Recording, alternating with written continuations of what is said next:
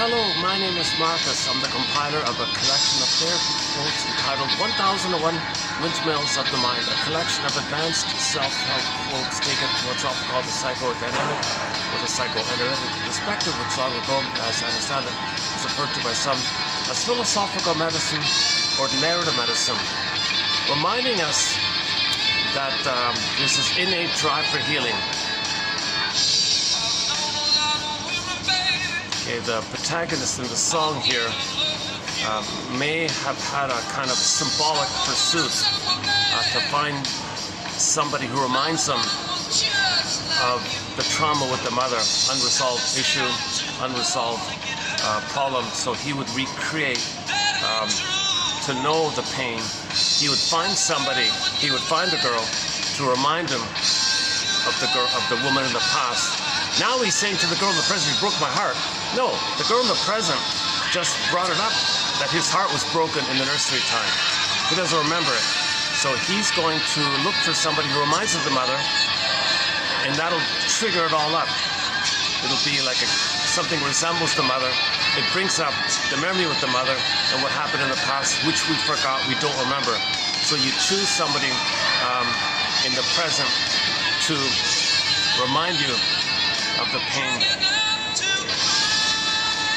Okay, and now we gotta cry. Okay, when we recognize now the disappointment in the present means we had a great hurt in the past, being triggered by some unrequited love or breakup in the present brings up an immense fear in the past. Now we know the truth. Now we know mother was impaired. Mother didn't really love the baby. Mother didn't meet the baby's needs. Mother didn't provide a secure attachment style. Mother didn't allow for that kind of quote-unquote transformational experience where the child grows and develops, where mother sees the child, soothes the child, is there for the child, recognizes the child, mirrors the child, accepts the child, and the child feels safe to grow and transform and be himself. That's missing. Baby needs a blissful understanding at that time. Now there's a memory of that trauma. There's a memory, but we don't consciously know, but it's recorded, unresolved, unfinished. So you look for somebody in the present that resembles the parent, and the feelings come up. Now repetition compulsion, you're going to be disappointed again. Okay, so now when you realize that the present just reminds you of the pain of the past, and now you got the reality of the pain of the past, now you tell your story. Oh my God, my mother didn't love me. My mother failed me. The greatest hurt of all, mother failed me.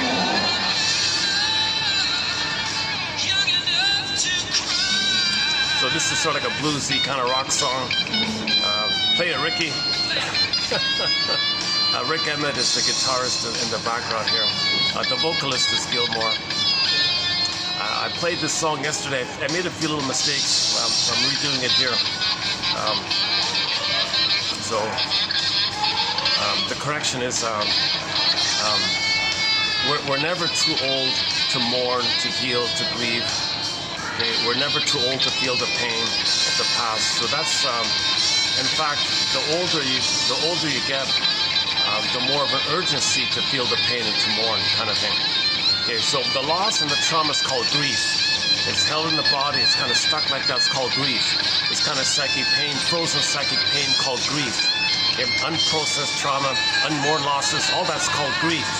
So grief is some kind of frozen pain inside, some psychic frozen pain inside. Now, we want to get to a place where we can somehow release it, express it, called mourning. So the mourning, the weeping, the wailing, okay, like the real release, the real confession. It's a visceral experience, it's a deeper experience. That's called mourning. So when mourning is the expression of grief.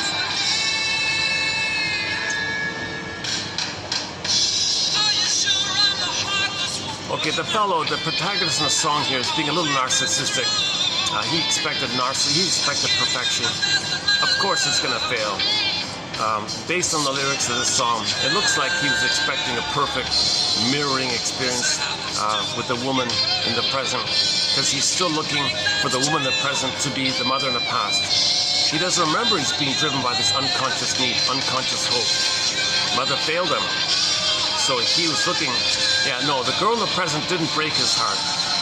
He chose her to find somebody who reminds him of the mother, to then feel what he felt with the mother, and the mother broke his heart. So the girl leaving him in the present, he chose her to know the story. He searched for her. You're the one, all right? He searched for her because she or he resembles the mother.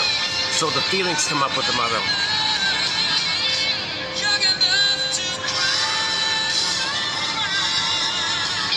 You know, and if you're talking to your friend, I feel sad.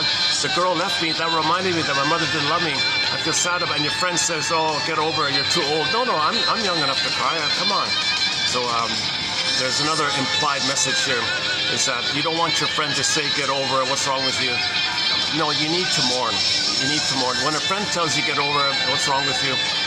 It's long, it's past kind of stuff. Just bury it, just repress it. Nothing you can do about it. When the quote-unquote well-meaning friend does this, it means he's triggered to deal with the pain that's coming up in him. He doesn't want to see you talk about it because it's going to trigger it in him. Yeah. So okay, there it is. There. Yeah, maybe we'll show it more clearly. Yeah, that song. This just the second time I played it. It's called "Young Enough to Cry" by the classic rock band Triumph, off their third album called "Just a Game." That's a great album, by the way. That's a great album. It's got "Laid on the Line" on there, and "Just a Game." The title, the album title's on there. "Moving On," "Young Enough to Cry." What else is "World of Fantasy" is on there? Is that right? The Suitcase Blues one. That's a bit of a pass for me. That one there, a little too sad for me. It's tolerable, I guess. But I quite like this one, "Young Enough to Cry." Yeah. But "Laid on the Line" is their big hit on that album. It's a great album. Most people would nominate this album, "Just a Game," as their best album. Some people choose the fourth one. There's a kind of a debate between the third and the fourth kind of thing. Silly little thing. But that song on this third album, "Young Enough to Cry," got no airplay. It wasn't a single. Kind of got overlooked. It's 6 minutes long, I think. But it's not a bad song. So I'm glad to play it once in a while. From now on. So it's just a reminder, Jesus, don't shame me if I'm older and I'm trying to mourn here. I'm young enough for this, you know. I'm not too old to cry. I'm not too old to mourn. So he's trying to say, I'm human. I have feelings. The heart is always there. The heart is in pain. Don't think about time like that so much. So I'm young enough to cry. I'm old enough to things like that. But the impression I got by the protagonist in the song is that he was looking for a perfect, blissful reunion with somebody who reminds him of the mother.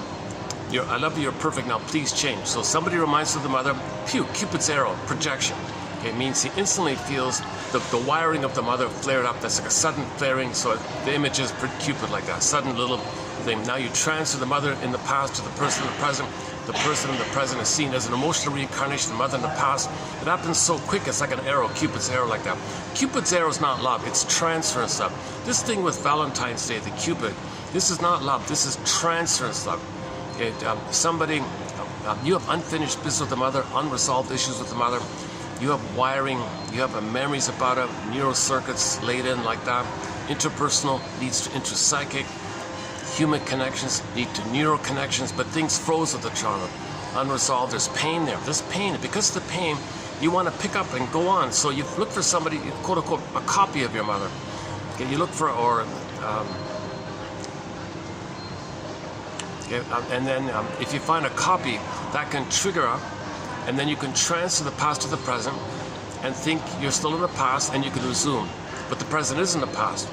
But but it's a kind of a curse, because the person wants to get out of the pain, and because of the pain they're in, they want to transfer or recreate, reenact, get that missing experience, get those old needs met. But all you can do is find there's a split like that. The amygdala doesn't know time. The consciousness knows time, but you're driven by the amygdala. So the consciousness is kind of taken over, called amygdala, famously known as amygdala hijack. Okay, so it means your unconscious is going to take over. Got a lot of pain there, and so that means the present is going to be used for the past. Okay, the present is sometimes called the presenting past, or the present is sometimes called the presented past. Or due to the compulsion to repeat, again, when there's trauma, we repeat trying to get a better past. Due to this compulsion to repeat, the repetition compulsion, because of this compulsion to repeat, okay, and because there's time, that means we say we're going to transfer the past to the present and then act it all out. It's called transference acting out, symbolic acting out, where the present is going to be a reenactment of the past, because the system, the person wants to get mother's love. So you're in the present. You got to find someone to stand in, play the role of your mother, let's say, and hope that that person is the mother in the past. Does it make sense? The person in the present is the mother in the past. So he searched for all these women. He said he found one. He found a woman to remind her mother, and she dumped him because she can't do what he wants. He didn't see her as a person. Love begins at second sight. He's not even seeing her for who she is. So of course she's going to leave. She's not being seen, she's not being recognized, not being related to as a person. He's just using her with unrealistic expectations. I'm giving you, you give me, come on, let's make it perfect. She's not being seen like this. She doesn't relate. He's not relating in the person to person. He's using her as a metaphorical, symbolic breast to resume the missing experience in the past. So of course she's going to leave. If mother disappointed him, he'll find someone who'll disappoint him. In fact, he'll only be attracted to a woman who will disappoint him if mother disappointed him. He's only going to be attracted to someone who's going to hurt him if his mother hurt him, because he wants to pick up there and resume like that. Luckily, at the moment, it's a little quietish on here.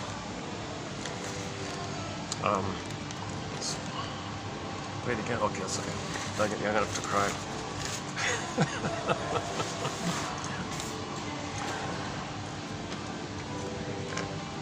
That last video wasn't too bad in the park. I thought that was okay. There were some good parts to it, yeah.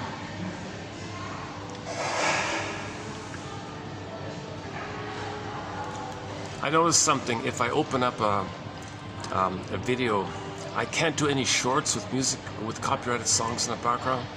So like the first part of what I was saying, I can't make that a short because it always gets blocked. So if I speak without music, or occasionally a song isn't, it's okay with a few songs, but most songs don't allow it. I think the beginning of the last video, I made a few little bloopers there. That's why I really want to do it again. I got the timing mixed up. Young enough, old. Oh my God, that's embarrassing. I keep all my bloopers and mistakes.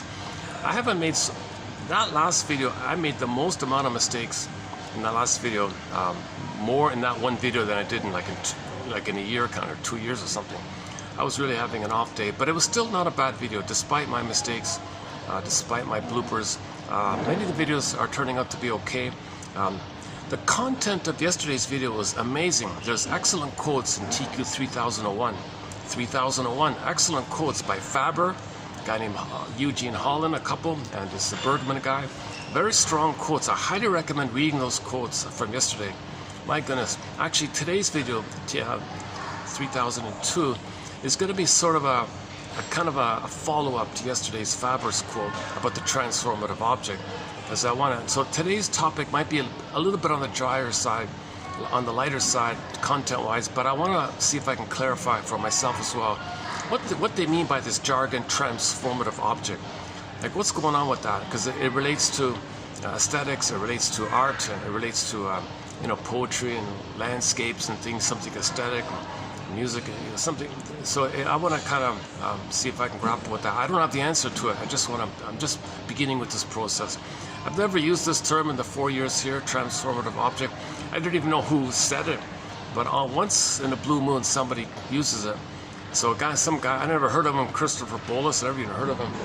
Apparently he's the guy that started this mess. But maybe it's helpful. Maybe it's helpful. He got it from this Winnicott guy who was a pediatrician, delivered all these babies, and studied about the teddy bear phenomena, and thought the teddy bear was a kind of a transformative, or like a transitional object, transitional object, or transformational object. So the teddy bear reminds the child of the safety with the mother, so he can kind of continue like that, so he can still feel supported, or be reminded that he's supported, be reminded that he's okay, be reminded that he's safe, so he can be himself. So the teddy bear kind of reminds of the mother, so he can kind of use the teddy bear as a bridge between the mother and being autonomous, things like that. So what if there's a problem with the mother? Do we use other things to fill in the teddy bear phenomena? Do we look for this transitional object, quote-unquote teddy bear, in other ways, like in art? And Faber was saying in the New Age cosmology models, we created a teddy bear in the sky.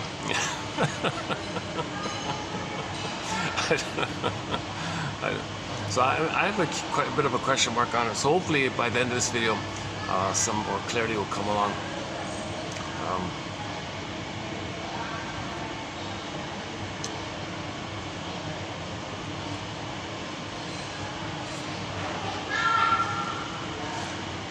Okay, so our opening premise is that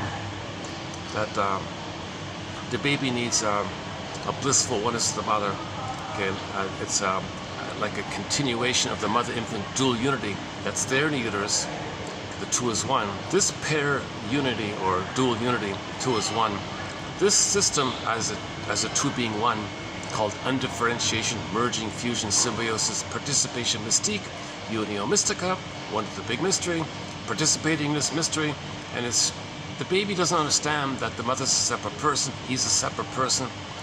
He thinks the whole system is him. He thinks it's all him. In the beginning, the theory is the baby thinks he's the universe. He's in his own solipsistic bubble universe. He thinks he's everything. Later on, he starts to think, well, maybe he's sort of the center of the universe.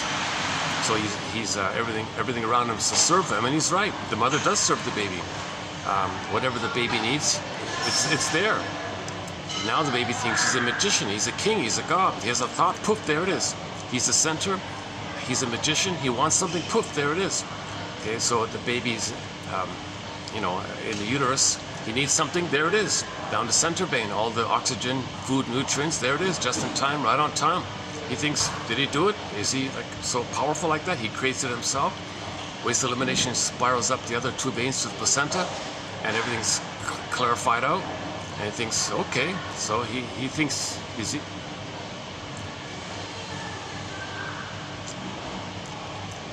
I don't know exactly, but he somehow thinks he makes everything happen, that he's responsible for everything, he makes everything happen. It's called omnipotence of thought, magical thinking as a thought, something happens, or he has unconditional hallucinatory omnipotence.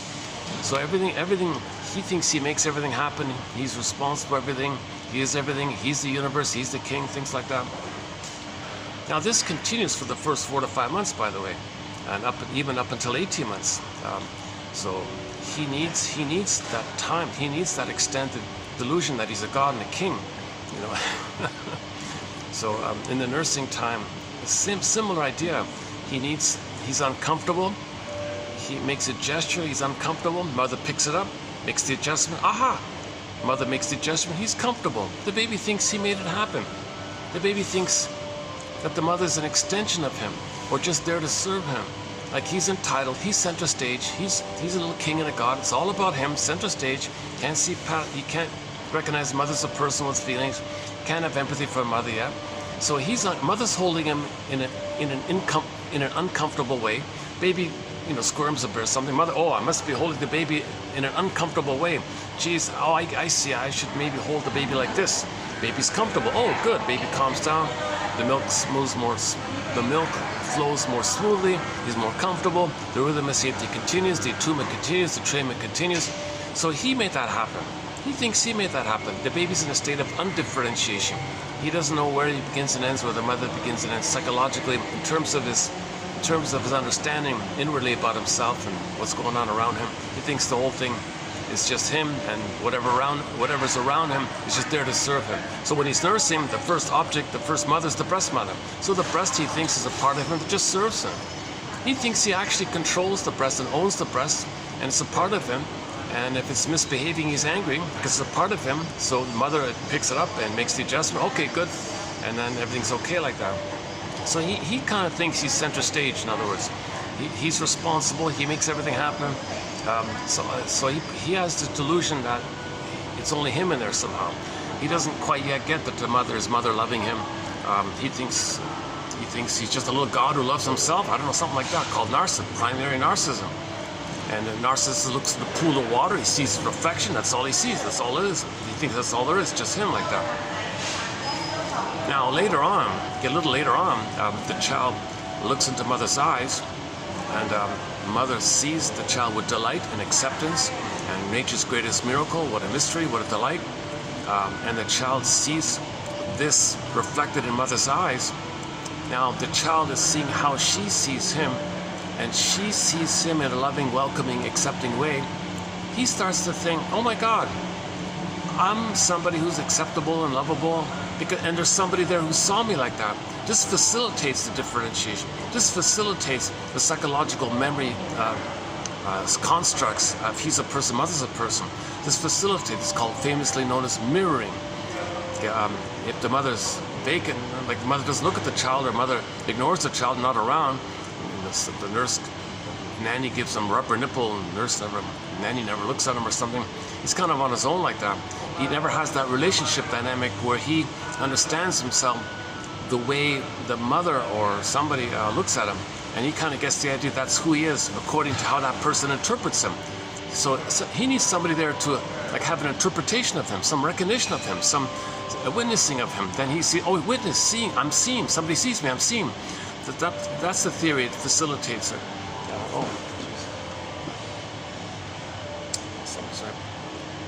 Oh, they must want to sit beside me. There's lots of empty seats around. Sometimes that happens. I start a video, somebody sits right beside me. Meanwhile, there's lots of other empty seats around. Okay, let's just keep going. They're not too loud, yeah. If I had the funds, played Joni Mitchell's song "This Flight Tonight," made popular by Dan McCafferty, and I'd be on this flight tonight to do an analytic process and show you the after. So what you're seeing here with me speaking is before therapy. I haven't done it. I have not done the analytic process. I haven't had that chance. I'd love to do it, kind of thing. So you're seeing before therapy. If I could do a therapy, I'll show you the after. I will happily show you an after. I'll be less anxious, I'll be more calmer, more embodied, more maybe creativity, maybe more humor, maybe more relaxed, maybe more imaginative, maybe more helpful somehow, maybe more poetic or something, maybe more articulate, maybe more reasonable. Maybe I'd come from a place of embodied creativity or something if I'd done the after. Now what you're seeing here is I have anxiety. I haven't done this process, kind of thing. So I'm finding the quotes and sharing them, and the reason I'm discussing them is because it helps me to learn them. Plus it gives me the chance to post them, and then in each video you'll find 10 quotes on average in each video. So just read 10, and chances are you'll find one that's of help. That's sort of the idea. Robert Bly's advice. Read 10 quotes. Basically, I'm paraphrasing Robert Bly, but basically I read 10 quotes a day, or my version of what he meant is read 10 quotes a day and see if there's one that you like, and then use it as a springboard to free associate with. The basic rule, the fundamental rule called free association. Just see what springs to mind after reading a quote. What does it remind me of? What does it suggest to me? And just by chance, maybe some new thoughts come up, new associations come up. Free association, speak freely. Now, if a feeling comes up, very important, you want to make room for the feeling, like allow the feeling. You know, like allow, welcome, welcome, oh, whoa, a feeling, all right, well, hello there, I must have a very good reason for feeling this. See if you can name the feeling. If it's more of a sensation, fine, name the sensation, feeling sensation. So I must have a very good reason for sensing whatever it is, or feeling whatever you're feeling. If it is a sensation, you might be able to upgrade it to a feeling. If not, that's okay, keep it at this, wherever it is, just accept what you get. And say hello there, welcome, kind of thing, like a guest house. Welcome your feelings like you welcome a friend to your home, kind of thing. Welcome friend, give him a nice seat, open up that bottle of wine you've been saving for years and years. Just treat him nice, right? So you want to welcome as a gesture of a welcome, so you want to welcome your feelings in a similar kind of manner.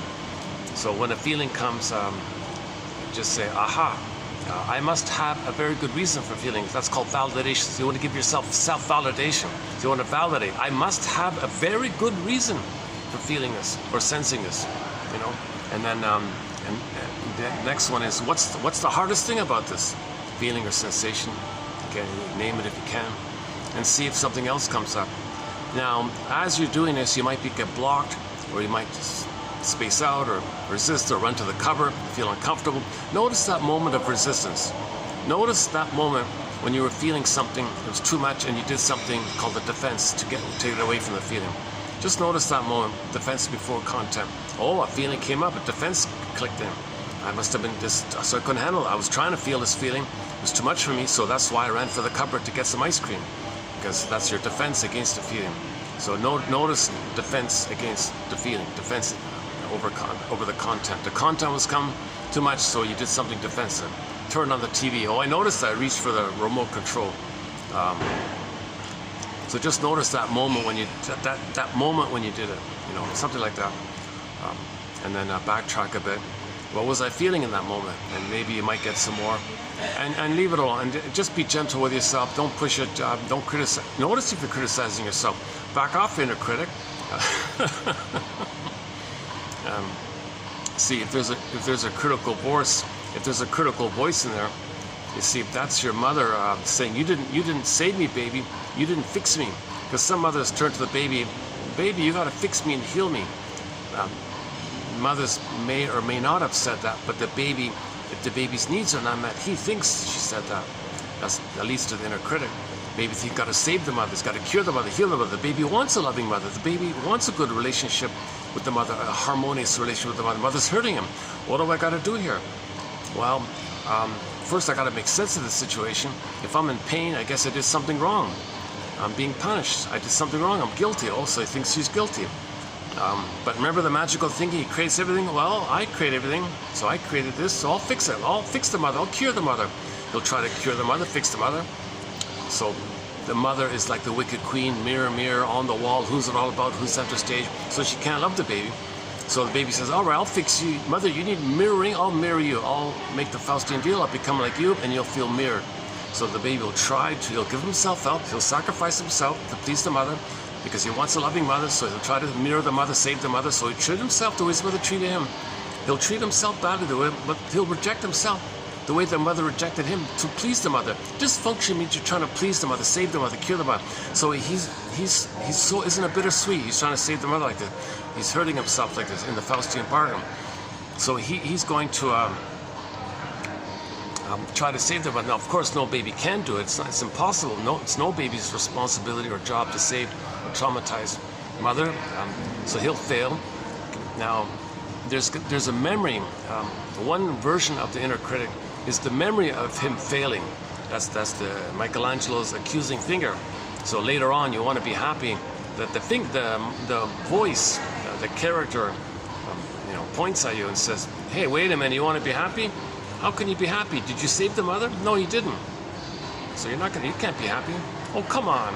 I tried. Oh, but come on. You're supposed to save the mother. That was your belief. You believed it was your job to save the mother. And you want to act like you could be happy? You didn't save her. Did you save her? No, I didn't, but I want to be happy. Well, did you save her? No. So it's very kind of harsh critic like that. So in the healing journey, you got to have some empathy for yourself. It wasn't your job to save her, but the baby thinks it was in his attempt to get along with her. So at midlife, you got to update these kind of false beliefs. No baby's guilty. No baby's wrong. No baby's a sinner. No baby's bad. Nothing like that.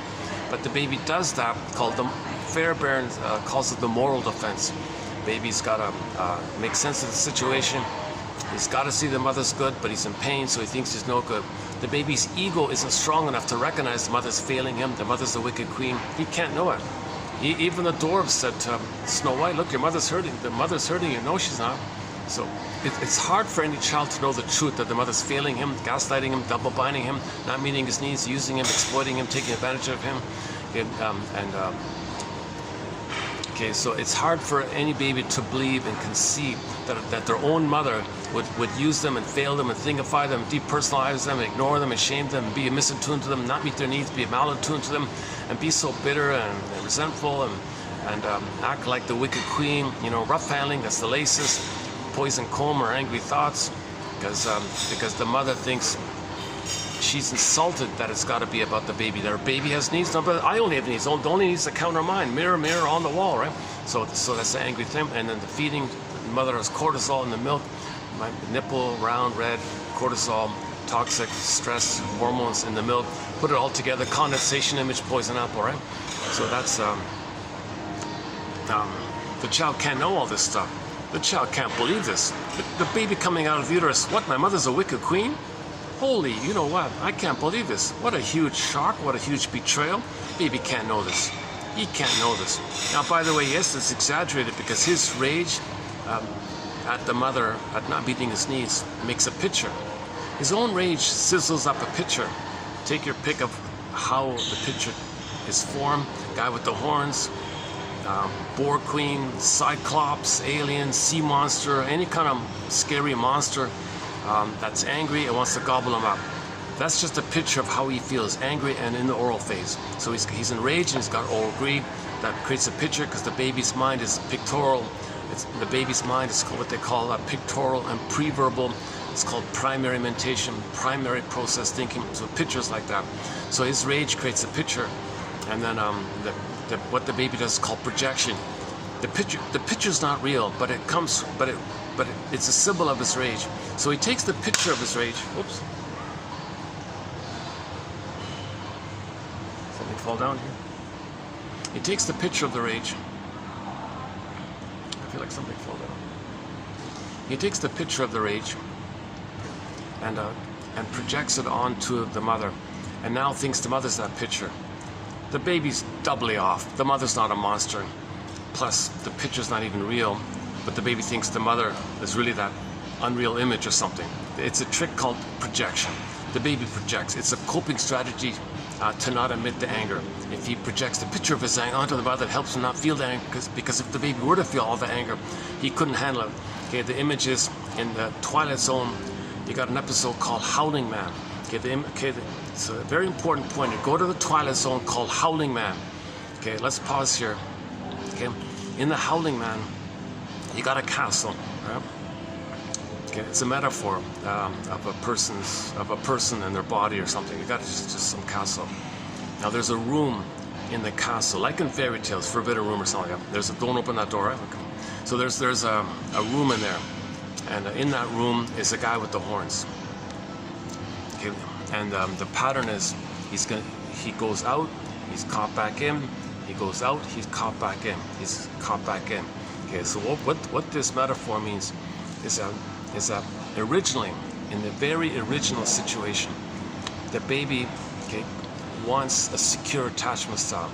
The baby wants to live in love, L-I-V-E. He takes his life force, L-I-V-E. He wants to live. Mother, I want to live, I want to love, I want to be myself, I want to be who I was meant to be. The Great Spirit gave me these gifts and treasures. I need to feel safe so I can know them. Could you please be safe for me and see me and accept me so I can grow and develop and blossom in this soil like this? Can you provide this maternal soil so I can blossom and be me? Come on, mother. My mother says, sorry, I didn't get it. I don't know. I'm resentful. I'm too busy thinking everything's about me. I can't take care. I resent the idea. I gotta love you. I never was loved. You gotta be kidding me. Ouch. So the baby's first round to love for his beingness, his embodiment, goes to the mother. Mother says no. Okay, so his soul freezes up. Okay, the baby's gonna protect his beingness, called embodiment, beingness, sense of self, ontological self, who he'd be had he been authentic self, true self. All that authenticness of who the baby would be if the baby were loved and had a chance to go through the developmental process, was properly loved, good enough mother like that. But that's missing. So his beingness, okay, his living, gratitude, love, empathy, creativity, pleasure, embodiment, blue jay of happiness, ability to make I statements, ability to free associate, ability to have tenderness, affection, gratitude, okay, all the good stuff, all of the natural state of the quote-unquote human side of being you, the regular quote-unquote human side of being you. This is called the feeling self, the ontological self, the embodiment, I feel their fatness, called beingness. So this beingness of the child, this sense of beingness called embodiment, it's going to flash frozen.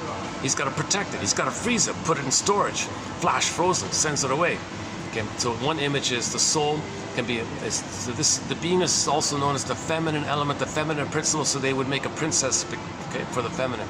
Just meaning for the feminine, meaning the beingness. So they would use a symbol, the princess. Princess is not real, Snow White is not real, Rapunzel is not real, but it's a picture of the invisible quality of beingness which is real. So symbols are not real, but you see them, so to speak.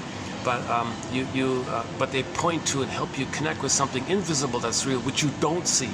So that the princess, so now what the child does, he takes his beingness, which is shown as a princess, and the princess either runs away, is locked in a tower like Rapunzel, is in a coma like Snow White, or goes into the forest and sometimes turns to stone. Echo becomes a statue. Jeepers, sometimes the princess morphs into an animal, runs away, like a fox or something. Sometimes in the Maiden King story, this princess morphed into a swan and flew away. It could be a bird, or any bird or any animal. The variation is endless, pretty much. So it can morph, it can disappear, it can. In the Greek myth, the earth opens up, she gets pulled down into the unconscious. Now there's a chasm there, she's missing. So she's either missing, go I know not whither, and bring back I know not, like where is she kind of thing, where's your beingness?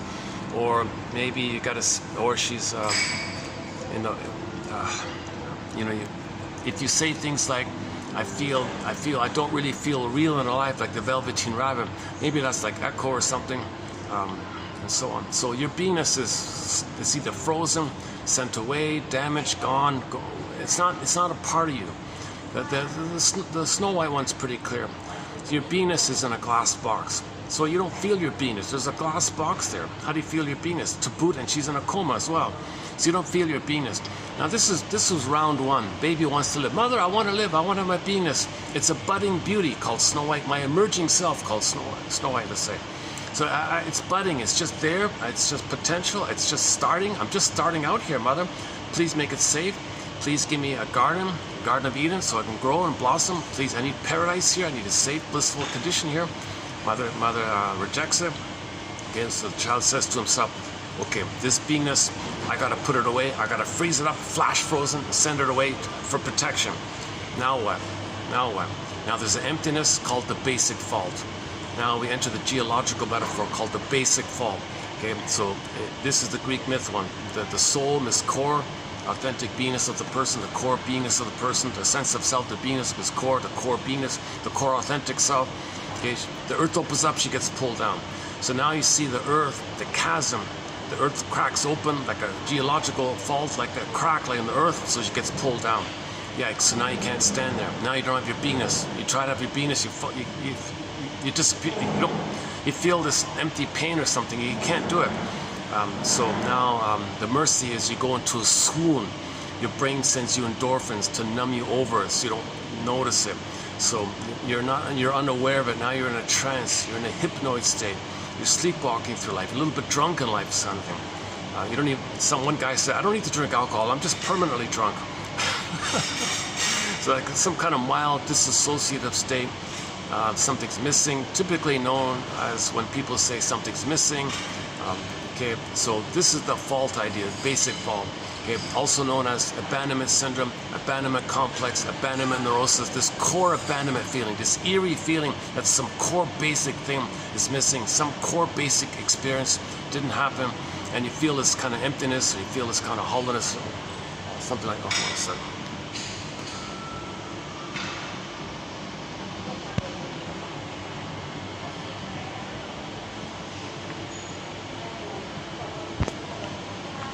Oh, they're a much older couple. Maybe they don't even hear to it. Okay,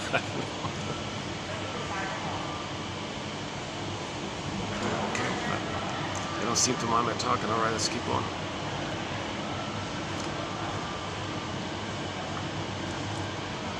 Actually, it was kind of fun doing it at the park. Yeah, I kind of enjoyed it. I was going to do it today, but today's Saturday. Okay, no, let's this way. Let's do it during the week. I thought, Plus it's 35 now, or something like that. Okay, enough about the weather. We're looking for narrative medicine here. So we're looking for constructs, theories, ideas. These ideas are approximations, no set perfect answer here. These we're just guessing around. We're brainstorming. So what I'm doing, what these quotes are doing, what the shrinks are doing, this is all brainstorming. No perfect answer here. Nobody's got a perfect articulated perfect formula that you read it and imagine you've got this complete understanding, and your soul comes back, the firebird comes back, you get a positive reaction, you get the catharsis, you get your beingness back, you shake, you might have like a little shaking going on. No thing you read's going to cause all that. There's no perfect answer. We got to be a detective and try to keep piecing it together. That's all that we're doing. So we have jargon like that to fill in for things that the things that are invisible. We invent jargon, things like that. So these are invitations for mutual exploration, hypotheses, guesstimates, clues, pieces of the puzzle, etc. Prompts, springboard.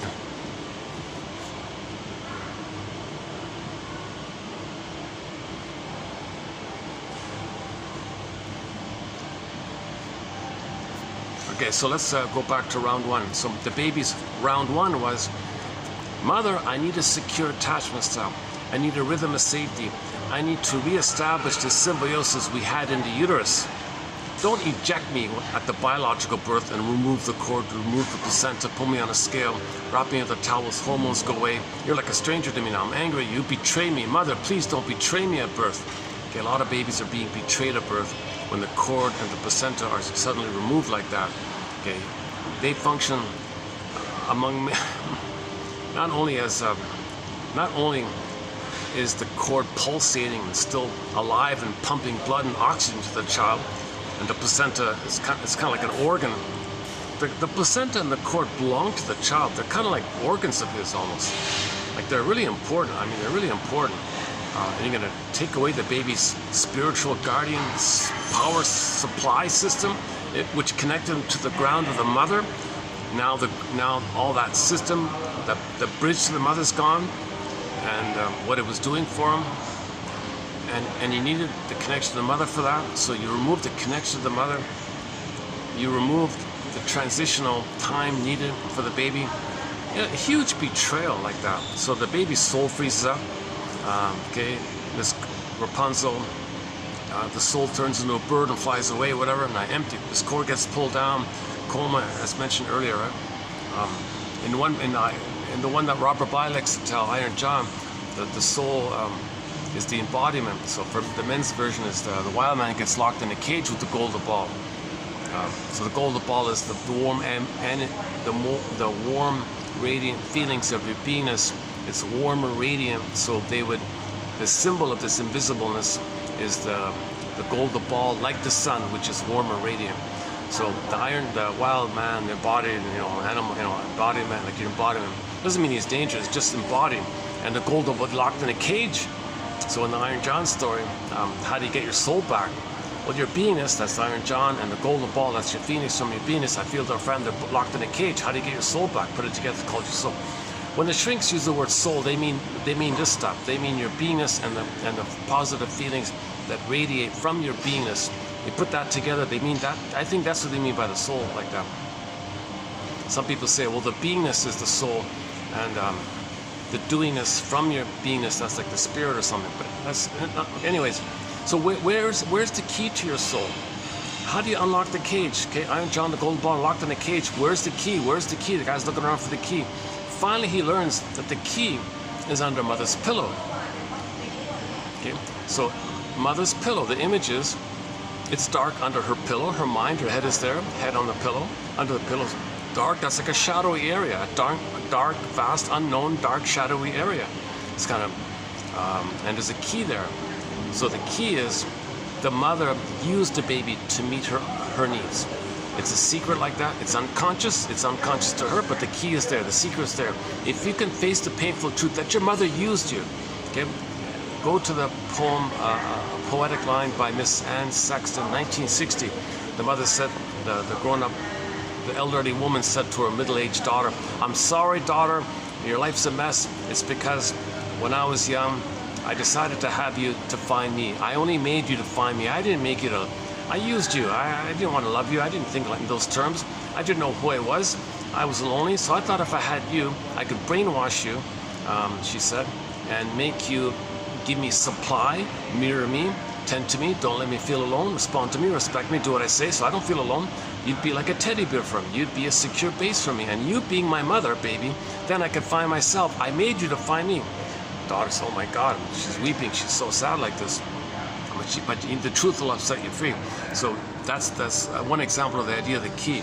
Now, mothers usually don't voluntarily tell their adult children the truth of what happened, or they don't even know themselves. So that's why we have to be a detective. Okay, we have to. These quotes are like a lasso of truth. They give us night vision. They give us a lantern. Help us bring up to consciousness. They help us to be a fisher person. You pull up the fish. Fish is under the water. Contents under the water. The water's you don't see under the water. So it's the metaphor of the unconscious. Sometimes the ocean, vast, all the stuff in the ocean. So if you bring up a fish, that means you're bringing up something about yourself that you didn't know. So symbolize it. The fish is a symbol of something about you that you don't know. Knowledge of your trauma. That could be a fish. Or knowledge of which defense mechanisms you're using to deal with the trauma. Those are like little fishes. And so on. So you want to bring up this knowledge, that's like little fishes. So you bring it up, throw it up in the air, catch it with the net, fry the fish, eat the fish. Okay, that's psychological food. You want to integrate, re-synthesize, reclaim, re-own, make it a part of you, make it back into you, because it was yours, you lost it, want to get it back. Okay, so you want to, in Snow White, when you realize the soul is frozen, now you're in touch with the dwarves. The dwarves are miners. The miners, they mine up stuff. They go down it could be now it's the ground, so under the ground, dark, unknown, similar idea.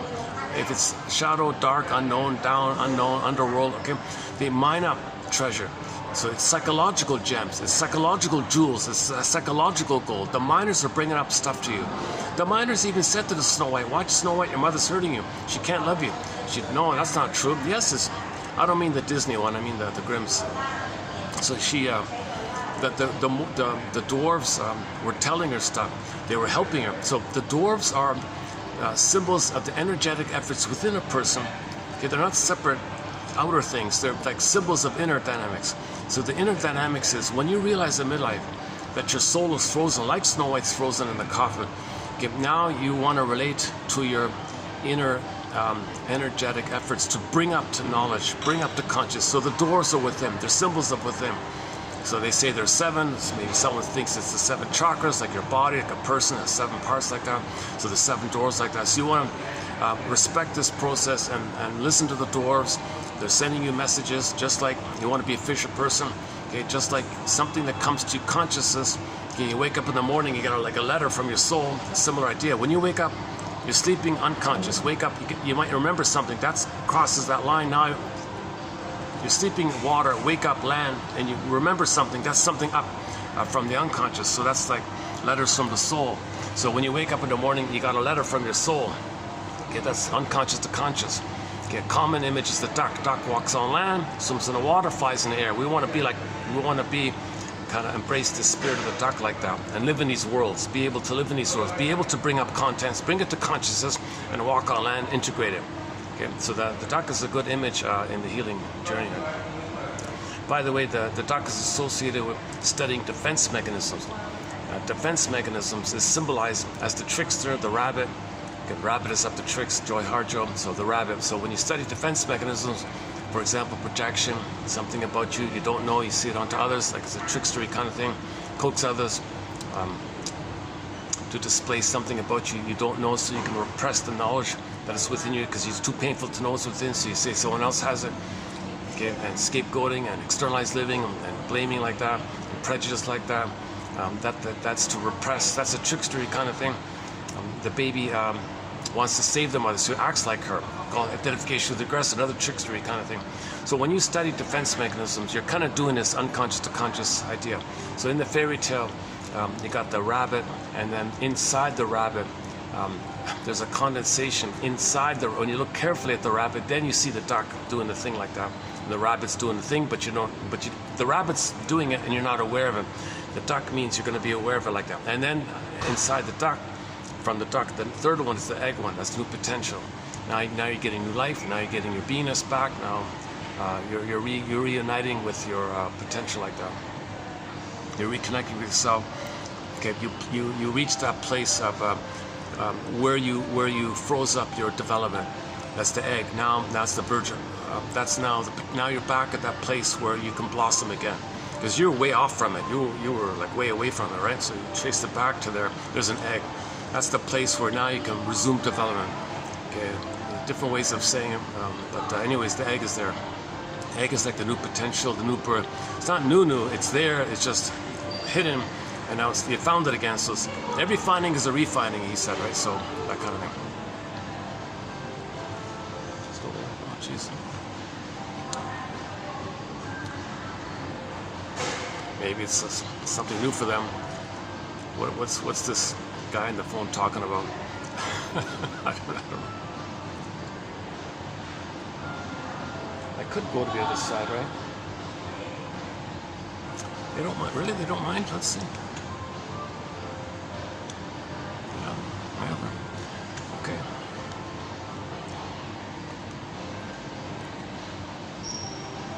Maybe I'm a distraction for whatever is going on between them. Oh, let's distract ourselves.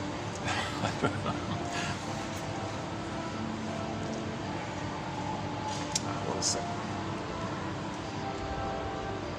Maybe I'll where's my music player? Maybe I'll just take a short little break here. Hold a second. Let's bring up a song.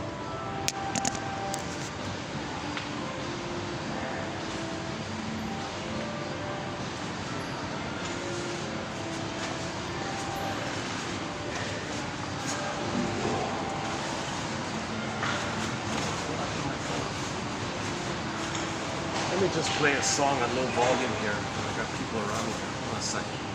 Let's just pick a soft song. Ain't Life a Brook?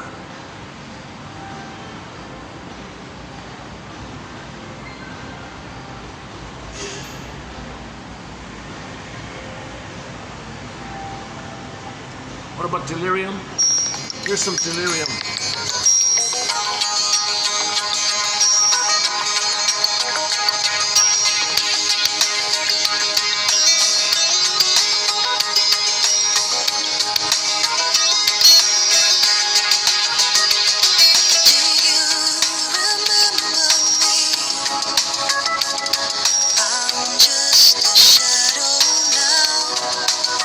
This is where I used to be.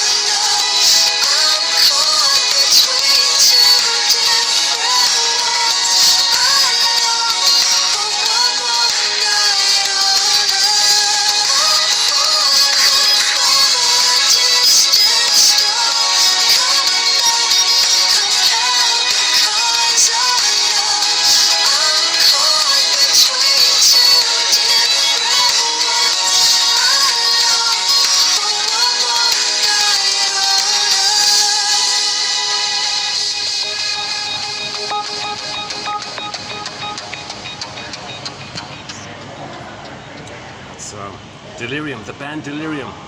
We have four songs of theirs on our soundtrack. That one there called Fallen. Self-Saboteur is a great one. We play that one often, Self-Saboteur. Truly is maybe their best one, is called Truly.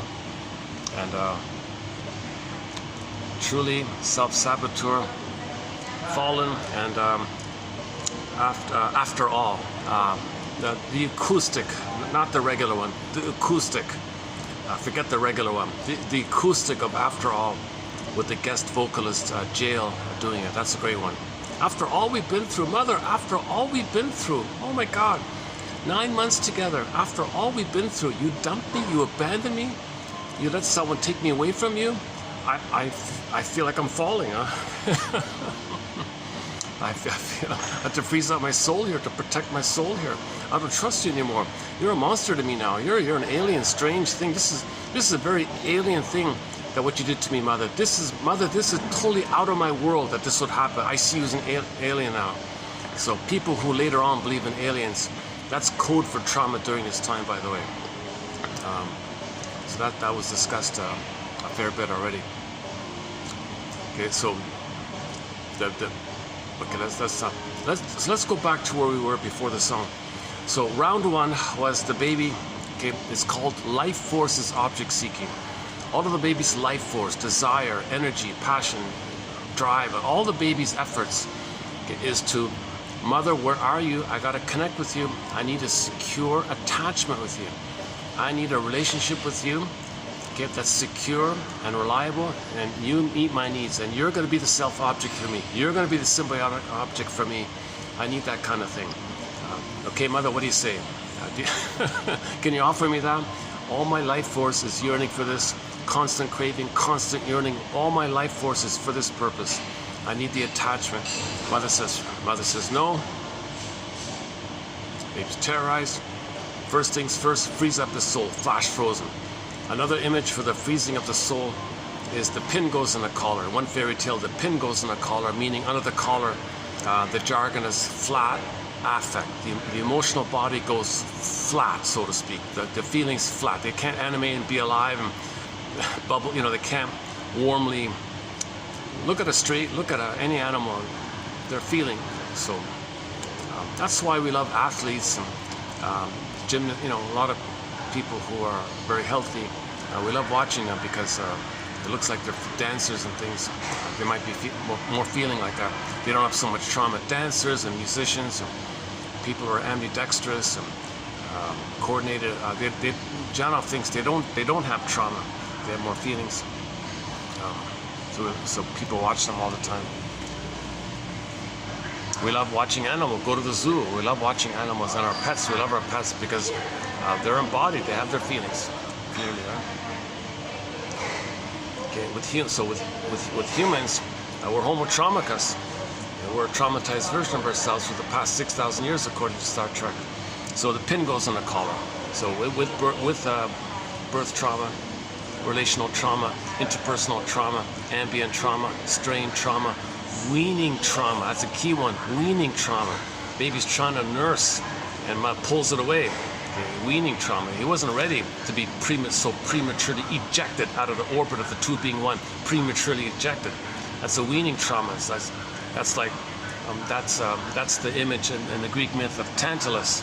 And that's one guy's theory about weaning trauma is represented by Tantalus. Okay, so the baby's reaching for the nipple, pulls it away. Okay, so in the myth, you got the guy there and facing shame and hell, underworld, the memory, shame. Hell is a metaphor for the emotion of shame. Okay, so he's in the unconscious, the fiery background, the hell meaning shame. You got this Tantalus guy. Okay, he's kind of stuck. He's immobilized in the water like that because that's a condensation that the baby's immobilized in the amniotic sac in the water world. So he got the guy in the water like that, and just above him is some branches. Yeah, like this tree here. And when he reaches just above him, there's some cherries. When he reaches for the cherry, the wind blows the branch. Sometimes it's an apple, sometimes it's a grape, any kind of delicious fruit. He tries to reach for it, pulls away. So he's tantalized, pulls away, tantalized, pulls away.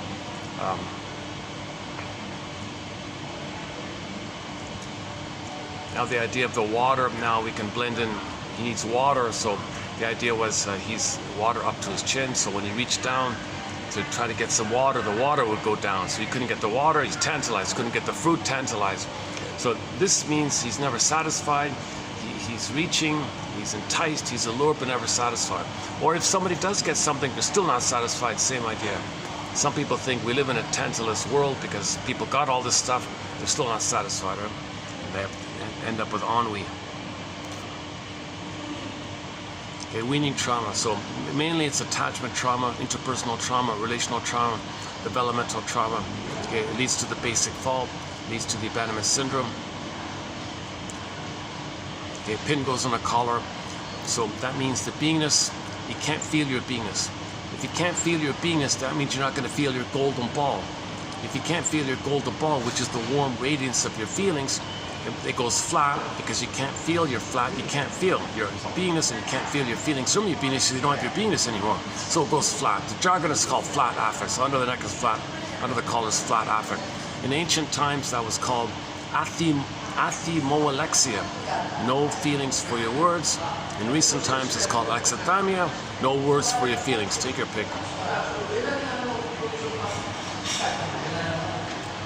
So that's round one, right? Mother, I need safety with you so I can maintain my budding beauty. I can maintain my beingness and have my golden ball, have my feelings come from my beingness place, and have play. And with your beingness place, you got the capacity for gratitude, to mourn, joy. You got all the regular stuff there. So you're living and loving, basically. That's the source point for gratitude and having I statements and affection and empathy and all the rest.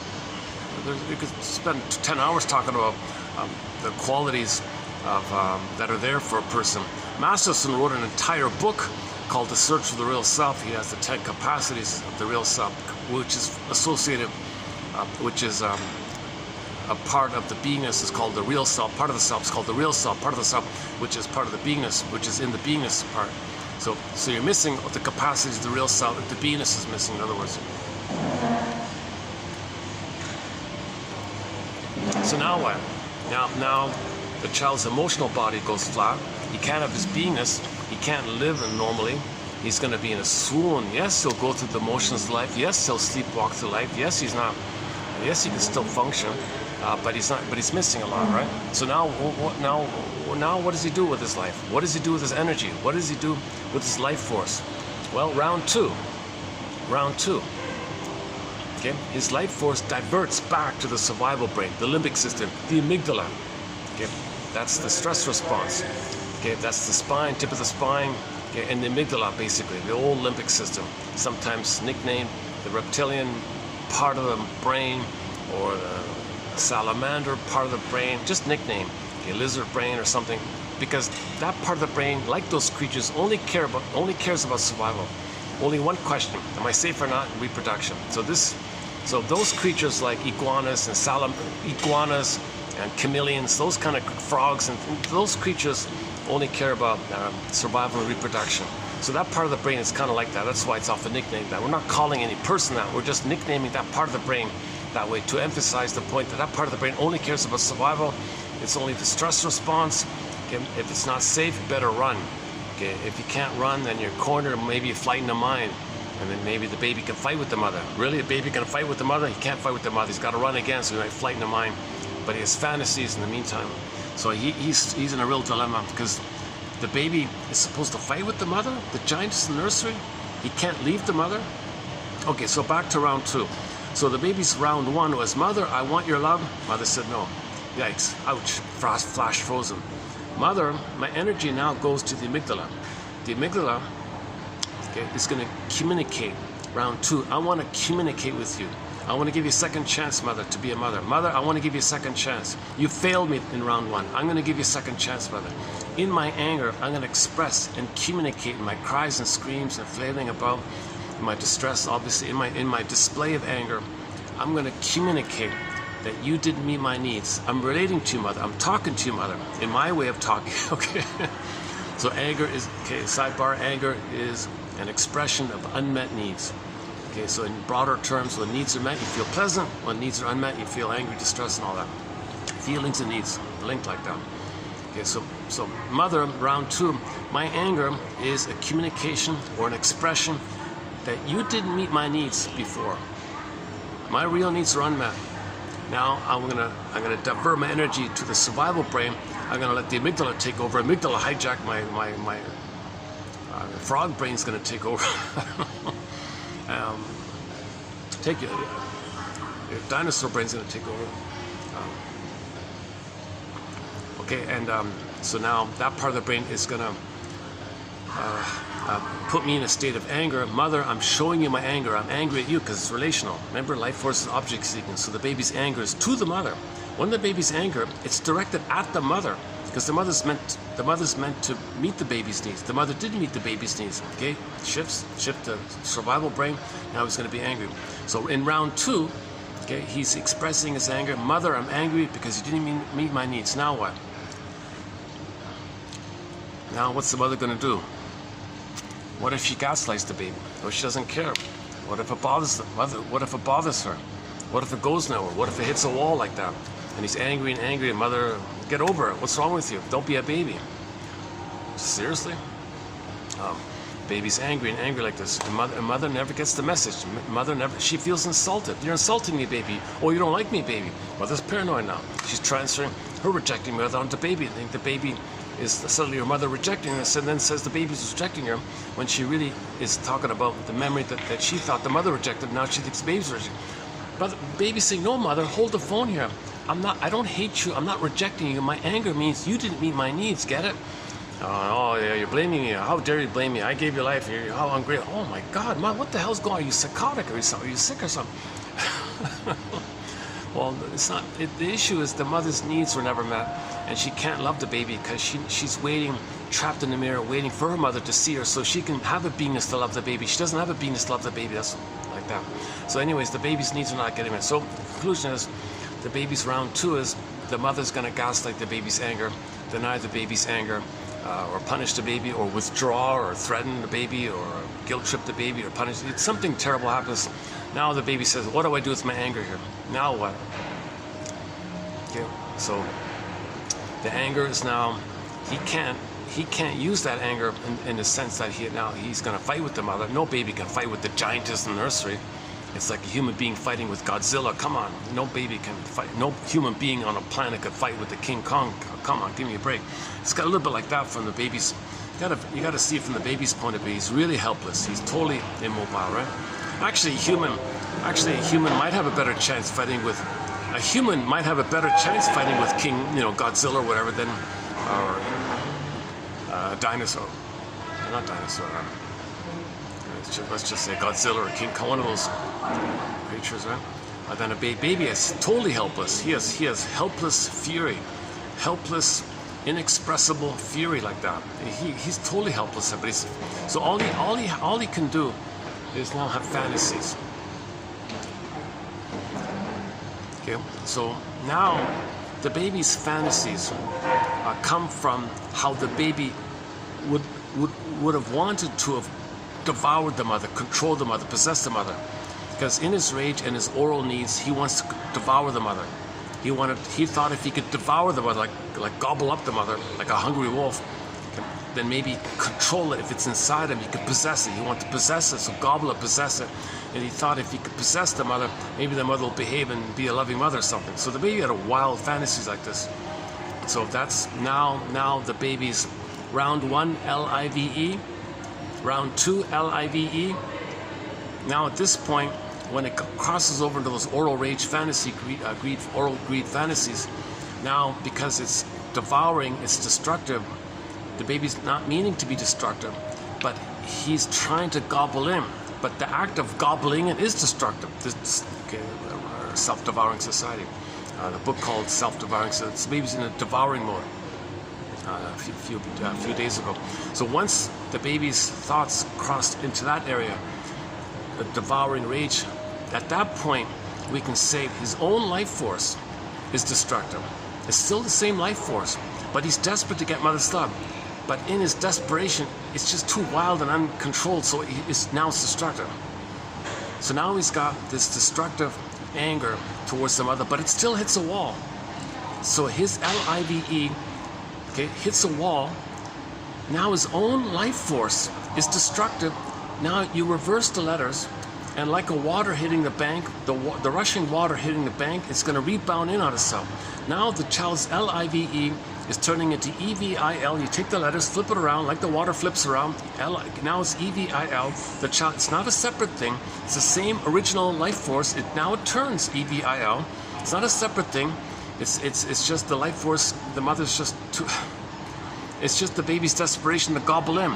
So that's why it's destructive. So it's not a separate thing. It's just the life force.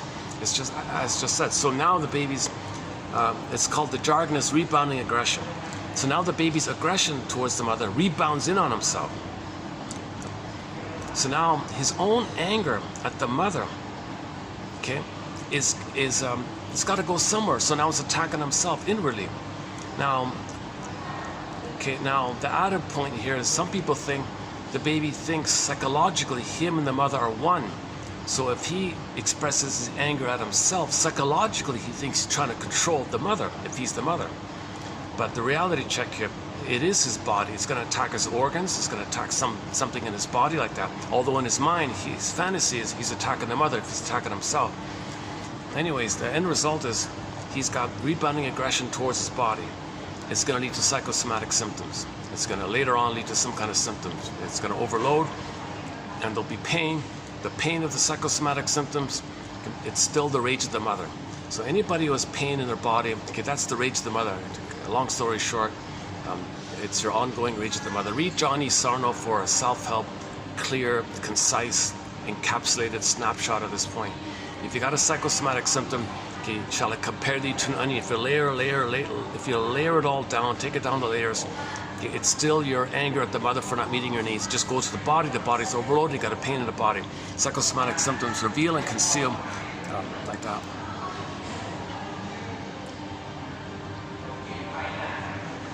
Today's coffee is having an effect on me, just this one little tiny coffee. So once again, for the price of one of these things, you can get the links below just for the price of this. Can you believe it? An 8-volume encyclopedia with 10,000 of the clearest, best quotes from psychoanalysis, all in one package. Unbelievable, just for the price of this little thing. Nothing like it out there at all, nothing. We got quotes from TV shows and films and self-help exercises, myths and fairy tales, all the best analytic authors like Edmund Burglar, Karen Horney, Masterson, Grotstein, Guntrip, Fairbairn, Klein, Mahler, Althea Horner, Janoff, the list goes on and on. Recently, Alan Golem, Miss Ann Teachworth, and Brinsley, and Solani. So, yesterday, what about yesterday? Jesus. Faber, what's his name? Holland, and Bergman, is that right? And so the clearest writers in this psychoanalytic detective mind thinking or poetic thinking or something, meaning trying to make links, trying to make the unconscious conscious, writing in a way to make the unconscious conscious, interpretation, okay, making inferences, being a detective, looking for patterns, looking for links, how the past influences the present, how the present may be symbolic of the past, how you have a pattern that you're doing again and again and again. When did it begin? And that's why you're doing what you're doing in the present, okay, and so on. Okay, so when the baby's rebounding aggression is going in on the body, the images now enter the twilight zone. If the body's now the castle, the organ is the cell, okay, and in the cell is a picture of the rage, the guy with the horns, Mr. Diablos. Now we may feel like a howling man, because your pain, your mother going into your body, you're lonely, you're in pain, you're a howling man, we're a howling man. It's a very good episode. Okay, it's a very good episode, very graphic and very well made. I think they paid it a lot of, I think they wanted to do a good job with that episode. They missed it with the actor. He was a boring snoozeville actor, but except for that, it's funny about Twilight Zone. A lot of good episodes were kind of diminished immensely with the wrong choice of an actor like that. Saturday should have been a classic. They wrecked it with the choice of actor, I think. You can't have a guy like that play something like, you know. So they kind of wrecked it. And same thing with Howling Man. It's not too over the top bad, but it's too distracting. You kind of miss it. But it's a very if you can put that aside a little bit and don't focus on the tree, look at the forest, look at the broader message. It's an excellent, broader, in-depth episode called Howling Man. It's the original Twilight Zone with Mr. Serling and all that. They just put a statue of him. They just put a statue of Rod Serling in his hometown, wherever it was, I forgot. They just had his birthday. He just celebrated his something at birthday, I forgot. Okay, so you got that castle, this ancient castle, mysterious in the mist and all. You got this castle. Okay, and inside the cell, the Howling Man. Okay, that means a person inside their body. There's a pain, makes us howl. Ow, right? Lonely and pain, Howling Man. Okay, and the wolf-like feeling. It is a wolf. Maybe howling is good because you feel like a hungry wolf. And now you're attacking yourself, and you're in pain, like this. So the head monk in that episode said, "We got to address this. Come on."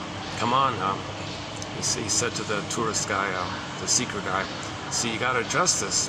You see, if you don't address this, if you still whitewash your mother's lovelessness, if you still believe she's a goddess, and you deny this, and you protect her, and you cover up for her, and you don't want to face the truth, you can't handle the truth. If you do like that, what's going to happen is he's going to escape. The door will open, and the anger at your mother will go on the side to another." Okay. So just quickly on that point, how's that going to work? Okay, so of the dozen or so theories on prejudice, one of them's right there. In order for the person to not feel all of his anger at his mother to his body, he's got to blow off steam. So he's got to trick his psychology. He's got to delude himself that somebody is first him. If he can do that, all he's got to do is say someone is no good. He's talking about himself. So he doesn't want to feel that he was shamed by the mother. So with his dark humorous, insulting jokes, you know, all those crude sitcom, aggressive, verbally abusive jokes, he'll say someone else is a fill in the blank. He's talking about himself. Okay? So he's got to see someone as him. If he can see someone else as him, weak, no good, foolish, stupid, okay, and so on. He has a whole dictionary of insult terms, like a massive book. Right? He just picks one, finds someone, just finds a fault, makes it up. Who cares? He's desperate to see someone as no good. He may see everybody's no good, even. He may continuously see everybody's no good. Okay, at that moment, when he does that, simultaneously, poof, there's his mother. Okay, the one he sees as no good, meaning he projects his feelings that he was no good by his mother. He doesn't want to know it because he's become the mother in the Faustian deal. Okay, he mirrors the mother by shaming himself. Mother shames him, he shames himself. Faustian deal, Faustian complex, identification to the aggressor, Faustian pact, Faustian issue. So he's in order to have an identity, to salvage a crumb of narcissism, a crumb that he makes it happen. Mother shamed him. No, I'll make it happen. I'll shame myself. At least I made it happen, because he's got to make it. Remember, he's got to make everything happen. He makes everything happen. So the only way to salvage that crumb that he makes things happen is if he shames himself. That's too much pain, and he's the mother shames himself. So he's got to cover up for her because he is her. Okay, so now he's got to, when something's repressed, is projected, now someone else is going to be him. Okay, that sets it up. Okay, at the same, there's no time in that brain, and the fusion, self and other are fused. He's no good, mother's dangerous, right? So he finds someone else who's no good, poof, there's his dangerous mother. He plays himself, opens the door, angry at the other, who suddenly thinks this is his mother, the one he just shamed, who played him. So that's the theory about quote unquote very traumatized people hate the ones they hurt. They gotta find someone to shame and then hate them. Think they're no good and then hate them, because first the other person is them, and then poof, there's his mother. Now he hates his mother. But in order to hate his mother, he's got to find someone to see as him. Then poof, there's his mother, because the flip-flopping fusion. In that meditation, you got magic mirrors and things can flip-flop, and this can morph into that can turn into that. In the dream world, Alice in Wonderland world, the meditation is all topsy-turvy like that. So someone first is him, he's the mother, poof, suddenly he's himself, and the one you just shamed is the mother. Now he's himself angry at the one you just shamed, who poofs into his mother, whom he's angry at, so he can open the door and express his anger at the other. So there's the other, the one you just shamed. So someone he thinks is no good, that's the other. You put a dash between the first two letters in the word mother. So he created another, he manufactured another, i.e. someone who is himself that's no good, poof, there's the other, his mother. Now he thinks he's dispersing his anger at the mother onto the other. That's one theory on projection, one theory on prejudice. Okay, so he's attacking the other, he's criticizing the other because he's fighting with the mother. He still wants to control the mother, he's going to devour the mother, possess the mother, make the mother behave like that. So he's a little psychotic, he's deluded like that. But the amygdala does not know time and is driving the person. That's why we got to fix the seahorse, which gives us a sense of time and context, called the hippocampus, by making inferences and being the detective and observing ourselves, doing balcony exercises and observing ourselves on the sea. We got to make inferences like that and interpret our behavior. So then you're healing like that. Okay, so again, Howling Man episode. The guy's in the cell, he gets released, gets back in, released back in, and at the end of the episode, it went to a woman. The woman had it with him, doors open, went out like that. So nothing to do with, so it's with all people like that.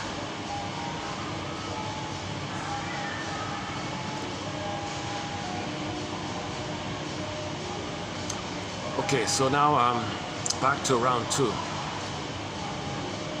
Oh yeah, so that's round 2, right? So the round 2 is baby's angry at the mother. She rejects it. His anger goes in, Howling Man. Then it'll lead to prejudice. So he can get psychosomatic symptoms and he can get prejudice. They can go together, or some combination, some mixing of one or the other. One maybe more on the other side, one maybe weighs more on the other side, or just both, or you might see one more than the other. But you're gonna have both going on. Anger going in, anger going to the side. Anger going in, anger going to the side. That's the Howling Man episode. Get in and out like that. The guy with the horns. Okay, so the guy with the horns is just a picture of your rebounding aggression towards your mother. This can be unique for each person. There's no set thing like this. Again, that's why sometimes the Howling Man's called the devil, because the EVIL, Diablos, Daimoni, they call it Daimonium, so the Diablos, D, and evil, you put it together, maybe the devil came like this. Devil, same, all elusive, dark, any kind of image in folklore and literature throughout history where the guy's destructive. Okay, that's just a picture, it's not real, it's just a picture of your own energy being destructive, in the sense that originally as a baby you wanted to devour the breast. That's destructive like that. That's destructive. That's evil, right? It's destructive. So you don't care about the feelings of the baby doesn't care about the feelings of the mother at this point. He just wants to control her now. He doesn't have empathy for the mother, doesn't care about the mother yet. He never got enough love from the mother to begin with to get to that place of empathy. So he's in that really too early kind of place. That's why babies, that's why we're homotraumatic. Too many babies are being traumatized way too early, also known as weaning trauma. Medical doctors used to call this weaning trauma. I'm bringing it back. It's excellent. I just recently discovered it, weaning trauma. So we posted a few videos on weaning trauma recently.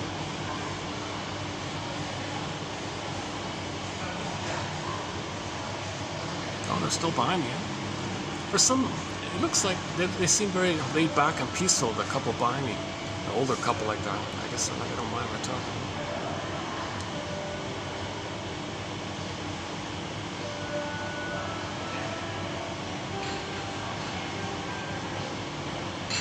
Listen.